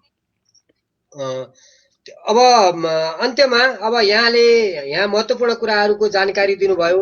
अब अन्त्यमा यहाँ के भन्न चाहनुहुन्छ? अन्त्यमा चाहिँ अब त्यही हो, सबैजना अब सचेत भएर बस्नु पर्यो। कोभिड-19 यस्तो भाइरस हो, धेरैजना मानिसहरू बित्नु भएको छ होइन। यसलाई चाहिँ ख्याल थाल्नु भएन। हामीले चाहिँ अब हात धुने, सेनिटाइजिङहरू गर्ने त्यो चाहिँ कन्टिन्यू नै गर्नु पर्यो। अब लकडाउन खुल्यो भनेर पनि त अब ढुक्क भएर बस्नु भएन। ढुक्क भएर बस्ने कुरा पनि त भएन। अब सबै मास्कहरू युज गरेर अब बिना काम चाहिँ हामी बाहिर निस्किनु चाहिँ भएन। त्यही नै हो। विजयाजी, यहाँले महत्त्वपूर्ण समय दिनुभयो र हाम्रा दर्शकहरूलाई धेरै कुराको जानकारी गराउनु भयो। एक नर्सका रूपले यहाँ कार्यरत हुनुहुन्छ, काम गरिराख्नु भएको छ। यहाँ सधैँ यसरी नै हाँसी खेलिरहेको अवस्थामै देख्न पाइयोस् र त्यहाँ कोभिड-19 कुनै पनि बिरामी आउनुभयो भने उहाँहरूले यसरी नै स्वस्थ रूपले उहाँहरूले उपचार पाउने र स्वस्थ भएर घर फर्कन भन्ने परिस्थिति बनोस्। अब आजलाई मैले यहाँलाई यहीँ बिदा गरेँ। नमस्कार। हस्, थ्याङ्क यू, नमस्ते। आदरणीय साथीहरू, अब हामीसित वरिष्ठ पत्रकार केशव पाठकजी आइसक्नु भएको छ र उहाँलाई केन्द्रमा राखेर यहाँहरूले प्रश्न सोध्न सक्नुहुनेछ। लामो समयदेखि पत्रकारितामा रहनुभएको साथीसित आज हामी प्रत्यक्ष संवाद गर्दैछौँ र साथीहरूले उहाँलाई केन्द्रमा राखेर प्रश्न सोधौँ। म उहाँलाई स्वागत गर्न चाहन्छु। केशव पाठकजी, मैले कार्यक्रममा स्वागत गरेँ। नमस्कार। नमस्कार सर, नमस्कार। मेरो आवाज आएको छ सर? आएको छ, राम्रो आएको छ। अनि कोभिड-19 को यो यस्तो महामारी छ, दिनहरू कसरी बिताउनु भएको छ सुनाउ न। अब अलिअलि त यो काम पनि भयो, लेखन सेखन पनि गरिरहेको छ सर। अनि बढी यो समय म अध्ययनतिरै म बढी अलिक व्यस्त भएछु। अनि त्यसपछि लेखन आफ्नो ठाउँमा छँदैछ, पत्रकारिताका आफ्नो विधाहरूमा आफ्नो टाइपमा त हिँड्नै परिहाल्यो। त्यस्तो खास पनि केही छैन, तर महामारीबाट बचेर काम गरिँदैछ। त्यही त, किनभने अब बाहिर गएर धेरै किसिमको रिपोर्टिङ लिने परिस्थिति छैन, तर रिपोर्टिङ गर्न जरुरी पनि छ भन्दा यी सबै कठिनाइका साथसाथै यो सर्नी हो कि भन्ने खतरा पनि त्यति नै छ। यो परिस्थितिबाट मानसिक शारीरिक रूपले पनि एक किसिमको तनावमा बसिएको होला। पक्कै पनि। यो यसका 2-3वटा पहलुहरू छन् मेरो ख्यालमा। अब यसलाई कसरी हेर्ने यो समस्यालाई भन्ने पनि कुरो छ। हामी कामकाजी मान्छे भएको कारणले यसलाई चुनौतीको रूपमा पनि लिनु पर्यो। अनि हामी पारिवारिक मान्छे भएको कारणले यसलाई समस्याको रूपमा पनि बुझ्नु पर्यो। अनि त्यसपछि एउटा विशिष्ट मलाई लाग्छ हाम्रो मात्रै पुस्ताले होइन, योभन्दा धेरै पहिलादेखिका पुस्ताले र अब पछिका पनि कति पुस्ताले यो खाले अनुभव गर्न नपाउँदा होलान् सायद। त्यस अर्थमा यो एउटा बडो एक्लोमा जिन्दगी बाँच्नुको एउटा ठुलो मिठास हुन्छ। एक्लो भएर भन्ने पनि त्यो सन्देश पनि यसले दिइरहेछ। मलाई लाग्छ यो आत्मिक रूपमा पनि यसले बडो मिठो सन्देश दिन्छ होला। यसलाई नराम्रो र एउटा महामारीको रूपमा भन्दा पनि एउटा नयाँ अनुभवको रूपमा पनि लिएँ, मैले चाहिँ त्यसरी पनि लिएँ यसलाई। समग्रमा यो बडा सौन्दर्यपूर्ण पनि छ। समस्या पनि हो, तर हरेक समस्या सौन्दर्यपूर्ण हुन्छ। हरेक समस्याका हलहरू हामीले हामीबाटै खोज्ने हो। त्यस अर्थमा मलाई लाग्छ एउटा राम्रै किसिमको वातावरण छ जसले हामीलाई बाँच्न सिकाउँछ, जसले हामीलाई जिउन सिकाउँछ, जिन्दगी बोध गर्न सिकाउँछ सम्भवतः। र हामीले नगरिरहेको अहिलेसम्म चाहिँ हामीले आयु बाँचिरह्यौँ तर जीवन बाँच्न सकेनौँ भनेर भनिन्छ। त्यस अर्थमा एउटा जीवन कला पनि सिकायो कि महामारीले। मैले त्यो अनुभूति गरेको छु। पक्कै पनि अत्यन्तै गम्भीर र महत्त्वपूर्ण कुरा भन्नुभयो यहाँले। किनभने जीवन कसरी जिउने कला पनि पक्कै पनि यसले कठिन रूपले पनि सिकाइरहेको छ र त्यो सिक्न जरुरी पनि भएको होला। म प्रश्नतिर गएँ केशवजी। बिजन राजाले सोध्नुहुन्छ, यो यहाँकै नाम लेखेर उहाँले चाहिँ नि मलाई यो पठाउनु भएको छ। हुन त हामी यस्ता प्रश्नहरू पत्रकार साथीलाई नै राखिन्छ। यो कोभिड-19 महात्म्यमा स्थानीय सरकारको कार्य मूल्याङ्कन यहाँले कसरी गर्नुहुन्छ? स्थानीय यो एउटा मूल्याङ्कन भयो, अर्को स्थानीय निकायको भूमिका कस्तो देख्नुभयो भनेर सोध्नु भएको छ, जो उहाँ पनि पत्रकारै साथी हुनुहुन्छ। अब यो बडा पेचिलो कुरा छ। अब यसलाई कसरी हामीले समेट्ने, कसरी भन्ने, अब नकारात्मक रूपमा खर्र भनौँ भने पनि त्यो सम्भावना पनि हामीसँग जतिखेर पनि छ। सकारात्मक रूपमा भन्ने हो भने पनि के दुःख गरिरहनु भएको छ स्थानीय तहले, त्यसलाई पनि हामीले सम्बोधन गर्नुपर्छ। तर राष्ट्रिय रूपमै समस्या कहाँनिर छ भने रामचन्द्र सर, यो समस्या हो कि होइन भन्ने पुरै विषय मान्छेलाई हामी नेपालीले चाहिँ अनुभूत गर्न पाएनौँ। आजै पनि हाम्रा प्रधानमन्त्री के भन्दै हुनुहुन्छ भने यसलाई हाछ्यौँ गरिदिउँ, त्यसपछि ताजा पानी खाइदिउँ, उडाइदिउँ भनेर भनिरहनु भएको छ। अब मान्छेले अब देशले जसलाई हामीले हाँकिरहेको छन् उहाँले नै त्यसो भन्नुहुन्छ भने हामीले यो समस्यालाई कसरी अनुभूत गर्ने, अनि त्यसपछि उहाँकै मार्फतका प्रदेश अथवा स्थानीय तहका निकायले कसरी यसलाई के अरे कार्यान्वयनतिर जाने, उहाँहरूलाई पनि एक किसिमको असहजता हुँदो हो। मलाई लाग्छ यो पेचिलो छ।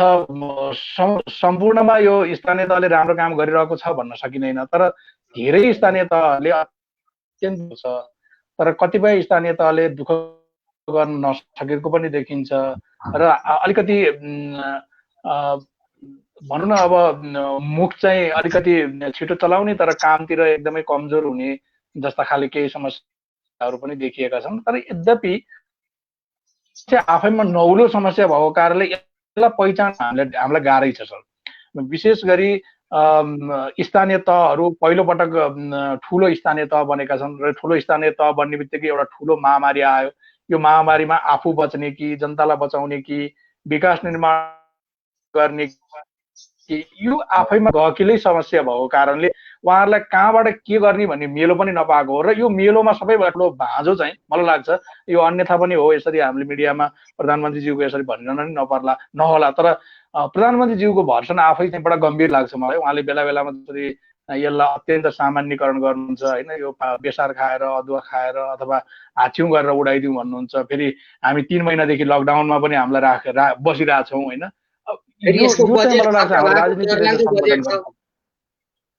अब यसमा जुन खालको बजेट खर्च भएको छ, अब बेसार पानीले त्यही हो भने बेसार पानीले ठिक हुन्छ भने यत्रो 10औं अर्ब किन खर्च? यो बडा यो हाम्रो राजनीतिले चाहिँ यसलाई बडा गम्भीर बनाएको छ। राजनीति पनि एउटा मलाई लाग्छ यो बेला हामीले अर्को एउटा अनुभूति गर्न पाएका विषय के हो भने राजनीति चाहिँ समग्र रूपमा हाम्रो राजनीति चाहिँ जनता केन्द्रित छैन र विकास केन्द्रित चाहिँ छैन रहेछ भन्ने कुरा यो चाहिँ हामीले सायद धेरैले बुझे। म कमेन्टहरू हेर्छु, विभिन्न समाचारहरूको कमेन्टहरू हेर्छु, त्यसमा सबैले यही किसिमको धारणा व्यक्त गरिरहेका हुन्छन्। गाली नै भए पनि गाली मार्फत पनि एउटा दिएको सन्देश चाहिँ के हो भने हाम्रो राजनीतिले हामीलाई सन्देश गरिरहेको छैन, हाम्रो सत्ताले हामीलाई सन्देश के अरे एउटा सकारात्मक सन्देश दिइरहेको छैन। हामी कता कता नेपाली हुनुमा गर्वानुभूति चाहिँ हाम्रो सरकारले गराउन सकिरहेको छैन। अहिले सीमाका कुराहरू आउलान्, तर सीमाका कुरामा हामीले राष्ट्रियता बोध गर्नु आफ्नो ठाउँको कुरा, तर हाम्रै सरकारले चाहिँ यिनीहरूले के गर्लान् र भन्ने किसिमको उनीहरूले नै हामीलाई सन्देश दिइरहेका हुन्छन्। दुःखको कुरा हो। त्यसै गरी यसमै चाहिँ नि, किनभने नेताहरूले जेलमेल त गर्नुभयो, तर साह्रै नै औसत खालको मान्छे जस्तो उहाँहरूको कार्यशैलीले देखिरहेको छैन केशवजी। किनभने जस्तो अहिले प्रधानमन्त्रीज्यू त गरुङ्गो हुनु पर्यो, प्रधानमन्त्री गरुङ्गो भयो भने हामी गरुङ्गो हुने हो, नेपाल गरुङ्गो हुनु पर्यो, नेपाल गरुङ्गो भए हामी गरुङ्गो हुने हो, र अत्यन्तै हलुका किसिमको कसैलाई ओठे जवाब दिने जस्तो यो कुराहरू पनि होइन, धेरै महत्त्वपूर्ण कुरा हो।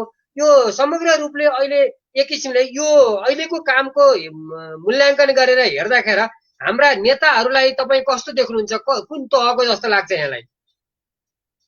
यही विडम्बना भयो हाम्रो लागि रामचन्द्र सर। अब हाम्रो नेताहरूलाई हामीले कसरी मूल्याङ्कन गर्ने भन्ने बारे अब यो यति सतहको त पनि तल्लो तहमा आइसकेका छौँ कि नेताहरूलाई मूल्याङ्कन गर्ने अब त्यो कुनै मूल्याङ्कन भन्ने शब्द नै प्रयोग नगर्ने हो कि भन्ने पनि अवस्था आइसकेको छ। हाम्रा ठुला नेताहरूले, हाम्रा प्रधानमन्त्रीले, हाम्रा कुनै पार्टीका वरिष्ठ नेता अथवा सभापति अध्यक्षले बोलेका कुरा यति गहन होस्, यति भित्र छोस् होइन, उनका एउटा एउटा शब्दमा हिरा बर्सियोस्, सुवर्णमय शब्दहरू होस् भन्ने त त्यो चाहन्छ नि मान्छेले। हामीले त त्यो चाहन्छ नि। हाम्रो देशको प्रधानमन्त्री बोलिरहँदाखेरि वाह भने जस्तो होस् न। पँधेरामा गफ गरे जस्तो, एकले अर्कालाई कुला काटे जस्तो, कति दुःखको कुरा कि। अब के भन्ने, अब हामीले यसरी सामाजिक सञ्जालमा यो कुरा भन्न हुने हो कि नहुने हो, यो भन्दा भन्दै आएर हाम्रो प्रधानमन्त्रीलाई किन गाली गरिस् भनेर अहिले समातेर पो लाने हो कि। यो बडा हामी कहाँ छौँ, कहाँ पुग्नु पर्ने, कुन समयमा छौँ, हामी विश्वको कुन शताब्दीमा छौँ, तर हाम्रो सोचाइको लेभल कहाँ छ, यो गम्भीर छ। अब यो समग्र एउटा व्यक्ति अहिलेको प्रधानमन्त्रीको मात्रै सवाल होइन, हामीलाई चलाउने सबै यावत पार्टीहरूका नेताहरूकै कुरा गरौँ, सबमा त्यो किसिमको छ। एकाध राम्रा व्यक्तिहरू हुनुहुन्छ, समग्रमा फेरि अब हामीले आशा नै छैन भनेर पनि निराशा पनि हुन सकिँदैन होला, तर केही राम्रा राम्रा व्यक्तिहरूको बिच पनि उहाँहरूलाई, ती राम्रा नेताहरूलाई लिड गर्नेहरू पनि चारैतिर हेरौँ न, सबै ठुला पार्टीका साना पार्टीका ती लिड गर्ने मान्छेहरूको भर्सन हेरौँ, यो बिचमा लिड गर्ने मान्छेहरूले गरिरहेका यावत काम कारबाहीहरू, उहाँहरूका बोलीहरू हेरौँ, यो बडा उदेक लाग्दो छ। मलाई लाग्छ हामी कहाँ पुग्नु पर्ने थियो, हामी कहाँ जाँदैछौँ, अथवा हामी कहाँ जाने यात्रामा छौँ भन्नेसम्म तय छैन होला सायद नेताहरूमा। हामी यो गणतन्त्र किन ल्यायो, कसरी आयो, अब कहाँ लानु छ भन्ने पनि केही पनि ज्ञान छैन कि, अथवा कहाँ जाँदैछौँ त्यो अन्यल अब हामीलाई पनि सृजना भइसक्यो होला क्या। हामी आशा केको लागि गर्ने, के हुनको लागि आशा गर्ने, कोबाट आशा गर्ने, यी नेताहरूबाट अहिले पछिल्लो समयमा यो किसिमको देखिरहेछ। यो जति जति यो गणतन्त्र उमेर बढ्दो छ, त्यति त्यति गणतन्त्रले कता कता हामीलाई चिड्याइरहेको, कता कता हामीलाई पोलिरहेको होइन।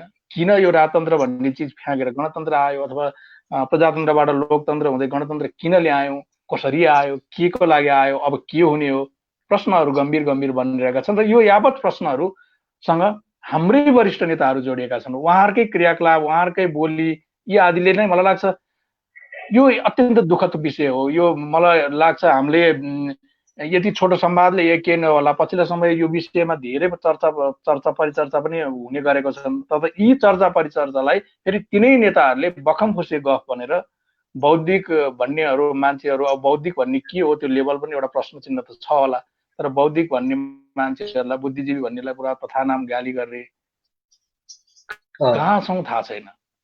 पक्कै पनि किनभने यतिखेर अर्को कुराको टेस्ट भएको हामीले मान्न पर्छ। किनभने मुलुक संघीयतामा गयो, पहिचानको अधिकारको कुराकानीहरू तीसित जोडिएर आए।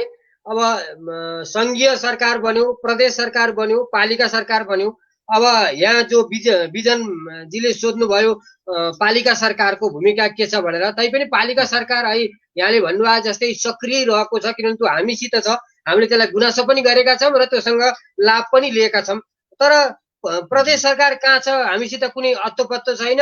संघीय सरकारलाई हामी लेखेर व्यक्त गरिराखेका छौँ, उसित पनि हाम्रो कुनै छोइछिटो छैन, किनभने कतै पनि हामी त्यसलाई छुन नसक्ने खालको बन्दो रहेछ भन्दा यो समग्र रूपको पालिका सरकार गतिलो अगतिलो नभए नि त्यो हाम्रो आलोचना पनि बेहोरेको छ र त्यसलाई हामीले कोपरेका पनि छौँ।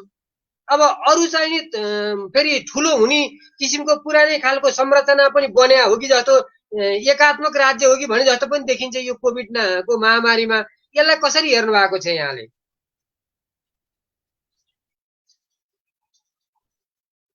रोकियो है आवाज। हजुर पाठकजी, हजुर यो अहिलेको जुन अब पालिका प्रदेश र सङ्घ सरकारलाई कसरी हेर्नु भएको छ?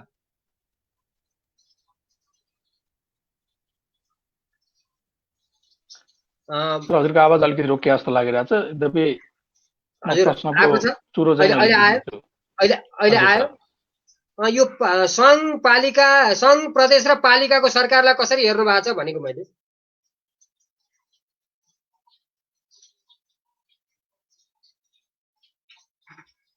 प्राविधिक समस्या आएको छ केशवजी, प्राविधिक समस्या आएको छ आदरणीय साथीहरू। प्राविधिक हाम्रो इन्टरनेटको उसले यहाँ समस्या हुने स्वाभाविकै भयो देखिराख्नु भने। केशवजी अहिले सुनिएको छ? हजुर सुनियो सर।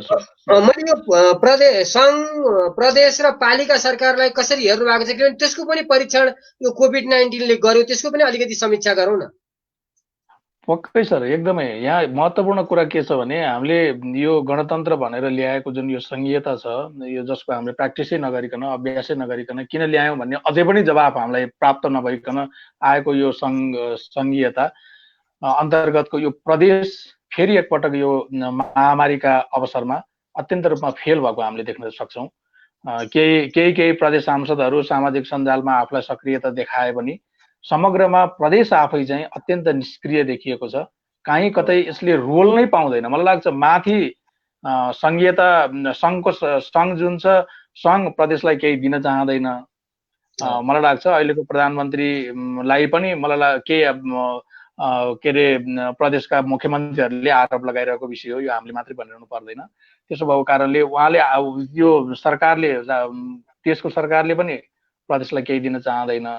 अनि स्थानीय तह जुन छ, स्थानीय तह पनि सकभर प्रदेशबाट केही लिन नपरोस्, आफै आफ्नो ठाउँमा महत्त्वपूर्ण बनौँ भनेर उसले पनि धारणा राख्छ। र यो बाजाबाजमा यो कोरोनाले हाम्रो प्रदेशलाई, प्रदेशको जुन सिस्टम छ, यो सङ्घ भन्ने जुन सिस्टम छ, यसलाई एकपटक अत्यन्त तल्लो अवस्थामा पुर्याएको छ। मलाई लाग्छ हाम्रा मुख्यमन्त्रीहरूले यो विषयमा यो बेलामा प्रष्ट रूपमा बोलिदिनुपर्छ। यो प्रदेश सांसदहरूले यो बेलामा प्रष्ट रूपमा बोलिदिनुपर्छ। एउटा प्रदेश सांसदको हैसियत स्थानीय तहको एउटा वडाध्यक्षको जति पनि छैन। यो बडा विडम्बनाको कुरा हो। हामीले जुन परिकल्पना गरेको थियौँ गणतन्त्र ल्याउँदा, हाम्रो संविधान सभाले जुन परिकल्पना गरेको छ प्रदेश सभाको, त्यो प्रदेश सभाको सांसदको हैसियत स्थानीय तहको एउटा वडाध्यक्षको जतिको पनि देखिँदैन। उसलाई न मान्यता छ, न पब्लिकले उसलाई रेस्पेक्ट गर्छ, न ऊ कहीँ कतै पनि एक्जिक्युटिभ केही पनि गर्न पाउँदैन भनेपछि यो किन ल्याइयो, यो ल्याउनु पर्थ्यो किन, होइन? यो बडा उपादेयतामै प्रश्न भयो कि यो चिजको चाहिँ उपादेयता के हो, किन चाहियो यो? अब यो बडा प्रश्न चाहिँ पेचिलो बनाएको छ। कोरोनाले धेरै कुरा हामीलाई प्रश्न चिन्ह पनि बनाएको छ, धेरै कुरा हामीलाई उपाय हल पनि गरिदिएको छ होला सायद। अब हामी यो संहिताको बारेमा बहस गर्नुपर्ने पनि सुरु गर्नुपर्ने हो कि यो कति हामीलाई अर्थपूर्ण रह्यो रहेन। यति ठुलो महामारी हो, सम्भवतः महामारी नै भनौँ, हामीलाई विश्वले महामारी भनिरहेछ हाम्रो प्रधानमन्त्रीज्यूले बाहेक। यो महामारीको बेलामा प्रदेश यस्तो निष्क्रिय हो कि यो अर्थहीन बनिरहनु भनेको यसको अर्थ छैन कि, अथवा यसको अर्थै नभएको हो कि, यसलाई कसरी अर्थपूर्ण बनाउने भन्ने प्रश्न अब एकदमै गम्भीर रूपमा सोच्नुपर्ने अवस्था छ। स्थानीय तह चाहिँ तुलनात्मक रूपमा यो बेला यो सङ्घीय सरकार, प्रदेश सभा भन्दा चाहिँ स्थानीय तह सक्रिय नै हो। यतिखेर स्थानीय तह पनि नभइदिया भए चाहिँ सम्भवतः यो महामारीले अझै ठुलो रूप लिन्थ्यो होला। देशभरिको स्थानीय तहले मलाई लाग्छ राम्रै काम गर्नुभएको छ। हाम्रा नजिकका स्थानीय तहहरूले पनि तुलनात्मक रूपमा राम्रै काम गरेको देख्छौँ। राजनीतिले प्रभावित त पारिहाल्छ, राजनीतिले प्रभावित पार्दैन भन्न चाहिँ मिल्दैन। राजनीतिले प्रभाव पारेको छ।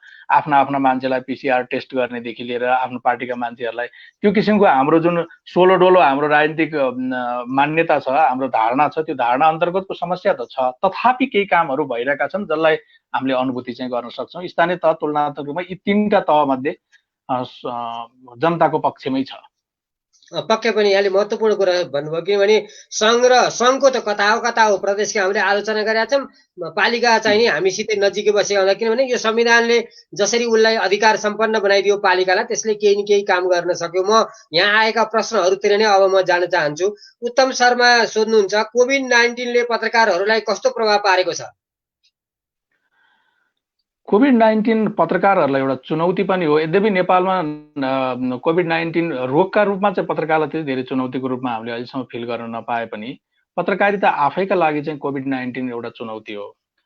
अब नेपालमा पत्रकारिता एकदम अनौठो किसिमले चलिरहेको छ। राम्रो पत्रकारिताको रूपमा हेर्ने हो भने विश्वमै लाग्छ हामीले पुरस्कार पाउने खालको पत्रकारिता पनि गरिरहेछौँ केहीले, अनि केही अत्यन्त निकृष्ट पत्रकारिता पनि हामी कहाँ भइरहेछ। त्यस अर्थमा यो कोरोनाको यो सङ्क्रमणको बेलामा पत्रकारितालाई अवलोकन गर्न सक्ने एउटा किसिमको वातावरण पनि बन्यो, जनताले एउटा फिल गर्ने वातावरण पनि बन्यो। मलाई लाग्छ सरकारको पनि कुनै निकाय सक्रिय बनेर यो बेलामा कुन चाहिँ पत्रकारिता कसले चाहिँ पत्रकारिता गरिरहेको छ, कसले चाहिँ घृणाकारिता गरिरहेको छ, कसले चाहिँ तत्काललाई आफूलाई एउटा ठुलो मात्रै गर्ने, तत्काललाई आफ्नो भ्युअर मात्रै बढाउने काम गरिरहेको छ, यी आदि हेर्ने एउटा बडो मजाले हेर्ने किसिमको मौका पनि बन्यो जस्तो लाग्छ। विशेष गरी हाम्रो जस्तो देशहरूमा समस्या भएको चाहिँ के छ पत्रकारिताको भने कसरी के बिक्छ त्यो बिक्ने कुरा मात्रै बिगाइदिने, बिक्ने कुरा मात्रै लेखिदिने, नराम्रो एउटा मान्छे मरिरहेको छ भने त्यो मरिरहेको भिडियोलाई एक्सक्लुसिभ बनाइदिने, त्यस खाले पत्रकारिता पनि हामी कहाँ छ। र देश हाम्रो र भारतको बीच जुन अहिले सीमाको समस्या छ, सीमाको समस्यामा सबैभन्दा महत्त्वपूर्ण यतिखेर कोही हो भने नेपाली पत्रकारिता हो। नेपाली पत्रकारिताले जानकारी दिएर हाम्रा प्रधानमन्त्री थाहा पाउनु भयो यो कालापानी लिपुलेकमा बाटो बन्यो भनेर, नत्र भने हाम्रा प्रधानमन्त्री आजसम्म थाहा पाउनुहुन्थेन। हामीलाई थाहा नै छ, मलाई त कसैले भन्दा नि भन्नु भनेर उहाँले सदनमै भन्नुभएको थियो भने चाहिँ पत्रकारिता यति महत्त्वपूर्ण अङ्ग पनि बनेको छ। तर छारष्ट पनि छ, यो सबैको मूल्याङ्कन गर्ने अवधि पनि बने जस्तो लाग्छ। हामी जस्तो काम गरिरहेकालाई पनि यो बेला आफूलाई माझ्ने बेला पनि हो हैन, राम्रो देखाउने बेला पनि हो, समस्या केन्द्रित भएर लेख्ने पनि बेला हो। समस्यालाई अल्झाएर, समस्यालाई बढाएर, समस्यालाई झन्झन नराम्रो देखाएर एकछिनको लागि भ्युअर मात्रै तान्ने किसिमको होइन भन्ने किसिमको सकारात्मक सन्देश दिने पनि बेला हो। यद्यपि सबै खाले मान्छेहरू छौँ यसमा, घरै पछि आजभोलि अनलाइन पत्रिकाहरू चलेका छन्। त्यस भएको कारणले अब यसलाई सोलो डोलो मूल्याङ्कन गर्न नमिल्ला। तर पत्रकारिता आफैमा मलाई लाग्छ यो पछिल्लो 1 दशक यो गणतन्त्र आएपछि नै पत्रकारिताले को एक हाँगोले चाहिँ साह्रै राम्रो काम गरिरहेको छ। म मेन स्ट्रिम, विशेष गरी मेन स्ट्रिम पत्रकारिताको चाहिँ कुरा गर्दाखेरि अत्यन्त राम्रो काम गरिरहेको छ। एकाध इरर त कुनै पनि क्षेत्रमा भइहाल्छ, देउता आफै त इररहीन छैनन् भनिन्छ भने एकाध इरर भयो होला, तर मेन स्ट्रिम पत्रकारिताले राम्रो काम गरिरहेको छ। सबै खाले पत्रकारिताले राम्रो काम गरिदिने हो त सम्भवतः हामी देश विकासमा ठुलो फड्को मार्थ्यौँ होला। पक्कै पनि। अब त्यसै गरी विकास वस्ती सोध्नुहुन्छ, पत्रकारको सुरक्षाको लागि के प्रबन्ध गरिएको छ भन्नुहुन्छ? त्यस्तो चाहिँ राज्यले त कुनै गरेको छैन। एउटा अनलाइन पत्रकार सङ्घले चाहिँ अनलाइन पत्रकार सङ्घसँग आबद्धहरूलाई भनेर 1-1 लाखको त्यो कोरोना बिमा भनेर गरेको छ। केही अरू महासङ्घले पनि केही त्यसलाई सम्बोधन गरेको छ। अब यो पत्रकारकै लागि भनेर केही गरिदिनुपर्छ भन्ने कुरा मलाई चाहिँ माग पनि हो जस्तो लाग्दैन। भए सम्पूर्ण जनताको लागि केही गर्नुपर्छ। पत्रकार आफै उसको काम गरिरहेको हो, काम सबैले गरिरहेका छन्, उसले पनि एउटा आफ्नो पेसा गरिरहेको हो। एउटा सम्बन्धित पेसालाई मात्रै सम्बोधन गरिनु नै आफैमा आपत्तिजनक हो। यतिखेर देशका भाती सबै तह तब्कालाई सम्बोधन गर्न आवश्यक भएको बेलामा सरकार त्यहीँ त चुकिया छ भने अब एउटा पत्रकारिता भन्ने क्षेत्रलाई सम्बोधन गर्न आवश्यक छैन। पत्रकार आफै चाहिँ यो विषयमा सजग बनिदियो भने, आफैले चाहिँ अझै महत्त्वपूर्ण काम गरिदियो भने सरकार बाध्य चाहिँ हुनेछ। पत्रकारिता चाहिँ सदैव प्रतिपक्षको भूमिकामा निर्वाह गरिदियो भने सत्ताले सदैव राम्रो काम गर्ने अवसर प्राप्त गर्छ अथवा त्यो किसिमको उसलाई चुनौती आइपर्छ। त्यसकारणले पत्रकारिताले के भइरहेछ, कतिको समस्या छ भन्नेतिर भन्दा नि पत्रकारिताले आफ्नो जिम्मेवारपूर्ण काम गर्नु नै यतिखेरको सबैभन्दा ठुलो कुरा हो। त्यसै गरी बिन्दु बनासिनी सोध्नुहुन्छ, धेरै पत्रकारहरूको जागिर गएको छ, कलमजीवीले कसरी बाँच्ने भन्नुहुन्छ? एउटा यो समस्या छ। यद्यपि यतिखेर जागिर नगएको कसको छ र, विश्वभरि नै यो समस्या हो। त्यसको कारणले यो कोरोना महामारीकै बेलामा पारेर जागिर गयो भनेर हामीले कुनै किसिमको भनिरहनु त्यो आफैमा ठिक नहोला। हामीहरूले काम गरिरहँदाखेरि पनि हामीले नि त्यतिखेर तलब खाइरहेको छैनौँ होला। कतिपयले त्यसो काम मात्रै गरिरहेको छौँ, तलब खाइरहेको छैन, कसैले कामै गर्न पाउनु भएको छैन। यो सबै चाहिँ यो महामारी भने नै यस्तै हो। महामारीको बेलामा पाइँदैन, पानी खाएर बाँच्नुपर्छ भन्छन्, ओडारमा बसेर बाँच्नुपर्छ भन्छन्, घर छोड्नुपर्छ भन्छन्, यी आदि कुराहरू भइरहेको छ। यसलाई चाहिँ सामान्य रूपमै लिनुपर्छ। यसलाई चाहिँ असामान्य बनायो भने चाहिँ हामी झनै प्यानिक हुन्छौँ, किनभने यो समस्या अझै लम्बिन सक्छ।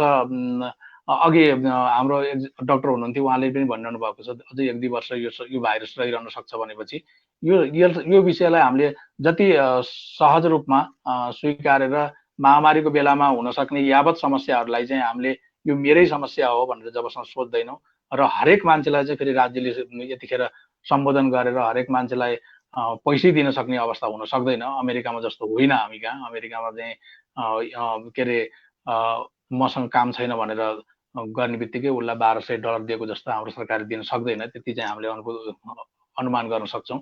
यद्यपि 10 अर्ब खर्च गरिसक्यो रे होइन, त्यो छुट्टै कुरा कहाँ गरे थाहा छैन। र पनि हामीले त्यो अनुभव गरेर यतिखेर भएका समस्याहरूलाई, यतिखेर काम भएन, यतिखेर हामी बेखर्ची भयौँ भन्ने कुरालाई चाहिँ महामारीसँगै जोड्दाखेरि चाहिँ बेस्ट हुन्छ। समस्या सबैमा छ। यहाँ अझ काम गरेर खाने, विशेष गरी गाडी, त्यो गाडीहरू मलाई अझ सबैभन्दा समस्या चाहिँ गाडी जुन चल्न पाएका छैन, सार्वजनिक सवारी साधनहरू, तिनीहरूका मजदुरहरूको हालत के होला, जोसँग अर्को कुनै पेसै छैन। सबैभन्दा गम्भीर चाहिँ मलाई त्यो क्षेत्र लागिरहेको हो। यस्तो धेरै पेसाहरू छन् जससँग हामीले आफूलाई कम्पेयर गरेर उनीहरू त यस्तै छन् भने हामी पनि त्यस्तै छौँ भन्न सकिन्छ। लेख्नेहरूलाई त लेखेर भने पनि चित्त बुझाउने ठाउँ छ नि, कम्तीमा तलब नपाए नि, बिचरा अरूलाई त केही पनि छैन। यहाँ योगेशजीले सोध्नु भएको छ, उहाँ त्यो भ्रष्टाचार सम्बन्धी उहाँको प्रश्न छ। यो ओम्नी अथवा यो अहिले सेनाले ल्याएको यो सबैमा भ्रष्टाचार चाहिँ नि के हो र यो पत्रिकाले प्रमाण सहित दिएका कुराहरूमा किन सम्बन्धित निकायहरू मौन छन् भन्नुहुन्छ? अब यो भ्रष्टाचार विषय गम्भीर विषय हो हाम्रो कहाँ। अब डाइरेक्ट हामी कहाँ मन्त्रीहरूकै नाम जोडिएर आउँदाखेरि पनि यो विषयमा जोडिएर मात्रै आएको होइन, प्रामाणिक रूपमै आएका जस्तै किसिमको अवस्था पनि हुँदाखेरि पनि यो विषयमा कुनै पनि सुनवाई हुँदैन। पटक पटक पत्रकारिताले लेखेको छ यो बारेमा, जवाफदेही रूपमा लेखेको छ होइन। पत्रकारिताले आज एउटा थोक लेखेर भोलि त्यसको लागि बार्गेनिङ गर्नको लागि लेखेको पनि छैन, एकदमै राम्रोसँग लेखेको छ र पनि सम्बोधन हुँदैन भने हामीले विकास गरिरहेको राजनीतिमै समस्या छ। हामीले कसरी राजनीतिलाई विकास गरिरहेको छौँ, हामीलाई कसले लिड गरिरहेको छ, त्यो लिड गर्ने मान्छेमै समस्या छ। त्यही समस्याको कारणले यो ओम्नीका समस्या, यो ओम्नी त अहिले एउटा सानो विषय बन्यो होइन। यतिखेर आर्मीको अपारदर्शिताका नि कुराहरू आइरहेछ। यी सबै कुरा, यसलाई चाहिँ यो पारदर्शिता कहिले आउँछ भन्ने कुरा नै समस्या हो। र हामी पत्रकार क्षेत्रका मान्छेहरूले लेख्नुपर्ने, कलम चलाउनु पर्ने र यसलाई अझै बुलन्द गर्नुपर्ने विषय नै यही हो। र यसमा चाहिँ चुक्नुहुन्न। यसमा हरेक तह तबका सानो सानो यहाँको होइन, डडेलधुराबाट निक्लिने अनलाइन पत्रिकाले पनि यस्ता विषयमा प्रतिपक्षको रोल खेल्नुपर्छ। तर यहाँ त्यस्तो छैन। यहाँ समस्या के छ भने हरेक नेताको एउटा अनलाइन पोर्टल छन्, हरेक एउटा तह तबकाका अनलाइन पोर्टल छन्, हरेकले पृष्ठपोषण गरिरहेको हुन्छ। यही चाहिँ विशेष गरी हाम्रो महासङ्घ, पत्रकार महासङ्घ अथवा लगायत अरू सबै हाम्रो सङ्घहरूले अलिकति ध्यान दिने हो भने मलाई लाग्छ पत्रकारिताले देशलाई एउटा ट्र्याकमा ल्याउन पनि सक्छ यदि राम्रो काम गर्ने हो भने। मेन स्ट्रिमका धेरै जसो मिडियाहरूले जुन राम्रो काम गरिरहनु भएको छ त्यो कामलाई हामीले गाउँ गाउँ पुर्याउनु छ। गाउँ गाउँमा पनि राम्रो काम गर्नेहरू पनि हुनुहुन्छ। र यो भ्रष्टाचारको कुरा अब यहाँ त ओम्नीसँगको मात्रै कुरा छ, गाउँ गाउँमा छन्, नगरपालिका छन्, के अरे गाउँपालिका गाउँहरूमा छन्। यी सबैहरूलाई हामीले जब आफूलाई केही पाउनको लागि भनेर लेखिँदैन नि होइन, समस्या समाधानको लागि भनेर जब पत्रकारले लेख्न थाल्छ समाधान त हुन्छ। यस्ता धेरै दृष्टान्त छन्। तर आज केही समस्या लेख्ने अनि भोलि त्यसैको नाममा चाहिँ बार्गेनिङ गरेर लेख्न छोड्ने प्रक्रिया छन् भने त्यसलाई चाहिँ अन्त्य गर्नुपर्छ। विशेष राम्रो काम गर्नको लागि गरियो भने चाहिँ पत्रकारिता एकदम ठुलो पावरफुल छ सर। हामीले यो पावरफुल संयन्त्रलाई कसरी अझ स्वच्छ बनाउने, निष्पक्ष बनाउने भन्ने नै विषय सबैभन्दा महत्त्वपूर्ण हो। त्यो महत्त्वपूर्ण विषयमा हामीले सम्बोधन गर्न सक्यौँ हामी आफैले। मैले मेरो काममा निष्पक्षता, पारदर्शिता र पैसाको लागि मात्र मुख नहेर्ने जुन दिन म बन्छु, हरेक मान्छेले म भनेर यसमा सोचिदियो भने सम्भवतः देशलाई ट्र्याकमा ल्याउन सक्छ पत्रकारिताले, त्यो आशा गर्न सक्छौँ। पक्कै पनि, किनभने यतिखेर अब यहाँ सेनाको कुराहरूमा पनि त्यति नै आएको छ। किनभने एउटा सेना गम्भीर खालको र एउटा राष्ट्रको प्रतीक हो। त्यो अब त्यसको हामीले सबैले सम्मान नै गर्नुपर्छ। अब त्यो यसमा मुछिन पनि हुन्थेन फेरि। यो कसरी मुछिन आइपुग्यो यो पनि एउटा भनौँ न खेल्ने, अब सरकारको मातहतको त हो सेना होइन, तर सरकारले जे पनि भन्दा त्यसले सबै चिज गर्छ भन्ने पनि होइन फेरि। अब त्यो त्यसको अटोनोमस पनि एउटा खालको चाहिँ नि छ। अब यस्तो चिजमा आएर फसेको छ र यस्ता कुराहरू जति पनि आज पत्रपत्रिकाहरूमा जुन किसिमबाट आएको छ त्यो कोही पनि नेपालीलाई अर्थात् एउटा सचेत जसले सेनालाई गर्वको रूपले चाहिँ हेर्छ, एउटा राष्ट्रको प्रतीकका रूपमा हेर्छ, उसलाई त यो विषयले घोचेकै छ होइन। अब ओम्नीको कुरा टिप्पणी हुन सक्ला, कुनै मन्त्री, प्रधानमन्त्री, उप प्रधानमन्त्री, मन्त्रीहरूका टिका टिप्पणी हुन सक्लान्, तर संस्थाकै रूपले चाहिँ यो जसरी यहाँनिर आइपुगेको छ त्यो चाहिँ अलि दुःखद हो कि केशवजी? पक्कै पनि सेनाको बारेमा पछिल्ला समयमा अब अहिले पूर्णचन्द्र थापा के अरे सेनापति भइसकेपछि अझ अलिकति यसले सकारात्मक सन्देश दिएको हो। त्योभन्दा पहिला त अझ पनि नकारात्मक थियो। सेनाको कामै ठेकदारी गर्ने, यस्तो यस्तो गर्नेमा मात्रै भइरहेको थियो। अहिले पनि जुन यो सेनाले यो औषधिको प्रकरण आयो, यो औषधिको प्रकरणमा जुन किसिमले आयो यसलाई स्पष्ट, यो पारदर्शिता प्रब्लम भयो कि पारदर्शी किन देखाउन सक्दैन होला होइन। यो खरिपाटीमा त्यो पहिलोपटक कोरोनाको बिरामी ल्याउँदाखेरि पनि त्यहाँको बिलहरूको बारेमा पनि समस्या आयो भन्ने ठुलो प्रश्नहरू आइरहेछन्। के अरे औषधि प्रयोगै गरेका थिएन तर औषधिको नाममा करोडौँको बिल देखाइयो भन्ने किसिमको। सेनामा यस्तो किसिमको जब सेनामै भ्रष्टाचारको प्रश्न के अरे औँला उठ्छ भने हामीले केमा चाहिँ विश्वास गर्ने, जनताले केमा चाहिँ आश्वस्त हुने। विशेष गरी सेना र सेनासँग सम्बन्धित रक्षा मन्त्रालय, रक्षा मन्त्रालयसँग सम्बन्धित रक्षा मन्त्रीसँग पछिल्लो समय आएको यो व्यापक किसिमको टिप्पणी र यो अझ कतिपय अवस्थामा टिप्पणी मात्रै पनि होइन, यो प्रामाणिक जस्तै देखिएका प्रसङ्गहरूमा मुख बुझो लाग्ने किसिमको अझ पनि कुनै उहाँहरूले दिनुभएको छैन। केही पनि नदिनु कारण चाहिँ के हो, यो प्रश्न चाहिँ बनिरहेको छ। अब सबैले यो बारेमा प्रश्न चिन्ह चाहिँ गर्ने तर उत्तर दिने बेला त्यही हो, हाम्रो प्रधानमन्त्रीले सदनमा दिए जस्तै उत्तर आउँछ। मैले भने नि, अब मैले भनेपछि पारदर्शी भयो त भयो भने जस्तो उत्तर आउँछ। यो चाहिँ समस्या हो। मलाई लाग्छ सेनाले यो बेलामा आफूलाई पारदर्शी र स्पष्ट रूपमा आफूलाई देखाउनु पर्छ। मान्छेले यतिखेर कसैलाई विश्वास गर्छ भने मलाई लाग्छ सेनाप्रति चाहिँ ठुलो विश्वास गर्छ जनताले, र सेनामा यसरी आक्षेप आइरहँदाखेरि सेनाले आफूलाई स्पष्ट देखाएन भने जनतालाई विश्वास गर्ने ठाउँै रहँदैन। कहाँ विश्वास गर्ने? अब जनताले विश्वास गर्ने कसलाई, एउटा प्रश्न रहन्छ। हामी सबैजना भएर त्यही आग्रह गरौँ, त्यही सबैले कि सेनाले यो बारेमा स्पष्ट रूपमा आफू पारदर्शी रहेको कुरा उसले बाहिर ल्याइदियोस्। पक्कै पनि मैले अहिले केही अगाडि यो सुवर्ण शमशेरलाई पढेको थिएँ अनि उहाँलाई प्रश्न सोधिएको रहेछ 15 सालको त्यो चुनाव पछि चाहिँ नि। उहाँ अर्थमन्त्री निरन्तर अब 7 सालको परिवर्तन पछि नै अर्थमन्त्रीका रूपले उहाँले काम गर्नुभयो।